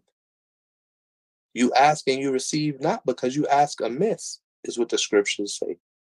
Meaning you're missing the law, missing keeping the law, and you're not asking for things that are pertaining to the law, pertaining to what God swore to you. He swore he would give you a family. He swore he would give you, meaning if he's asking you to increase the fruit of your body, he swore he'd give you a wife. He swore he'd give you a husband. But keep the law, statutes, and commandments. And then you come out to a feast day, and a brother's going to be attracted to a virtuous woman, dressed modestly, that knows her scriptures and wants to study the scriptures with him, and wants to be submissive and virtuous in her life. And then he's going to increase the fruit of your body. I'm a living, walking promise of the Most High. And her name is, me and my wife named her baby Grace. Because it was by the grace of the Most High that we got our princess. So I'm a walking, living example of what happens when you seek ye first the kingdom of the Lord. The Most High will add unto you. He'll give you these things. And that's what you got to do. Keep the commandments. Not about being over righteous or boasting in yourself. No, boast in the Most High. My boast is in the Lord. This is what the Lord said. He said, keep his commandments. And he said he's going to bless me with certain things. Blesses our brothers to travel around the whole country. That's a blessing. Right? Verse 11, and the Lord will grant you plenty of, and the Lord will grant you plenty of goods. Verse 12, the Lord will open to you good treasure, the heavens, to give the rain to your land in its season, and to bless all the work of your hands. You shall lend to many nations, but you shall not borrow. Right? Most High is going to bless you to have a couple extra dollars to help out one of your brothers. Most High is going to bless you and open up his good treasure. So you're going to walk around, you're going to have a whole bunch of shirts with fringes. You're going to have 4 different nice garments that you can wear out. Sisters, you're going to have an abundance of fringes and head wraps so you could go out in your modest and virtuous apparel. And brothers, so you could dress in your glorious and warlike apparel. You're going to have Elder Yakatas to help give you a good arm guards and meat trees, and Elder Zabak to give you good quality shirts that's going to last you, that you can wear out and be excited that everybody can see that you are children. Just like when you in the world, and I just flashed it, so I thought about it. Like when I got tattoos, it was hyped for everybody to see it. You put your tattoos most times in places where everybody could see them. You want people to see your tattoos. Oh, look what the colors I got. Oh, look what I got this time. Look at the armband I got. Now I'm excited that people see the chariots on my garments. Right? I'm excited that people see the armbands and the mitris and the fringes. That gets me excited when people look and they ask questions. Why you got a menorah chain on for? This lady asked us that we went shopping the other day, and this lady was like, "Oh, I like that chain. Well, why are you wearing that? What does that mean?" And she started asking questions, and you're able to start speaking to her. When people on your social media see your pictures that you put up of a feast day and they ask questions, or they sit back and they begin to glorify the Lord by saying, "Oh wow, look at that. Look like y'all have fun." And they want to become and be a part of Israel because they see the blessings and the glory of the Lord on your life. Right? And the Lord will make you the head and not the tail, and you shall be above only and not beneath. If you heed the commandments of the Lord your God, which I command you today, and are careful to observe them. So you shall not turn aside from any of the words which I command you this day to the right or the left, to go after other gods and to serve them. Right? So that's what the Most High is telling us. Don't go after any other gods. Don't go after Allah. Don't go after all these other wicked abominations and wicked idols. Don't go after them. Go after seek ye first the kingdom of heaven, and all else shall be added unto you. Keep the commandments and live. It's the full duty of man. And if you observe and keep all the commandments that the Most High commanded us, he's going to bless us. And you can see the blessings happening in your life with the new friends, the new family, with all of the people that you were able to come across and meet on this walk, the new states that you've been able to see, the new places that you've been able to go, the new man and the new woman that you've been able to become by keeping his commandments. For the commandments are the key of life. And with that, I yield, and I hope you learned at least one thing. As our elder said, that means we did our job. All praises to the Most High, Yahweh, Ba'ashem, Yahushai, Barakatah Yahweh, Barakatah Yahushai, and double honors to our elders, Elder Priest Sabak, Elder Torah, Elder Shawapar, Elder Yakataz, Elder Kasadia, Elder Chief Ephraim, Elder Levi, and all the elders of the house of Israel, and all the mighty men and the virtuous women out doing the work of the Most High, Yahweh, Yahweh Ba'ashem, Yahweh Shai, Barakatam, to the brothers, and Yahweh Ba'ashem, Shamarathon to the sisters. Thank you for going. I know we went a little long tonight on class, but thank you and all praises for sticking with us. And I hope you enjoyed the class tonight. And we'll be back again to do the laws when the Most High wills. And we'll continue to go over the 613 laws of the Most High Yahweh, our power, by the Spirit and power, by Shem Mashiach Yahushai. With that, I yield. Khan. Sure. Yeah, damn, believe me, lights, man.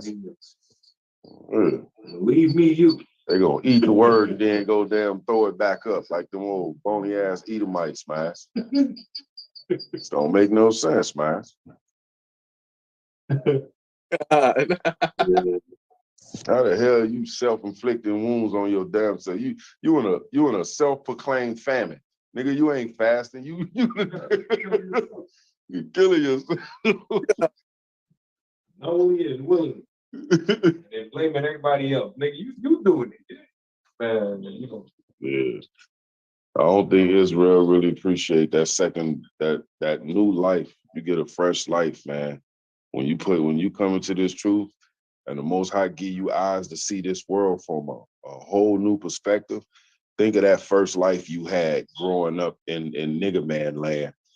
All your first encounters and all your first everything, how excited you was, you know what I mean, in those. Well, you've been given a chance to have that same experience again, but this time with a whole new set of eyes.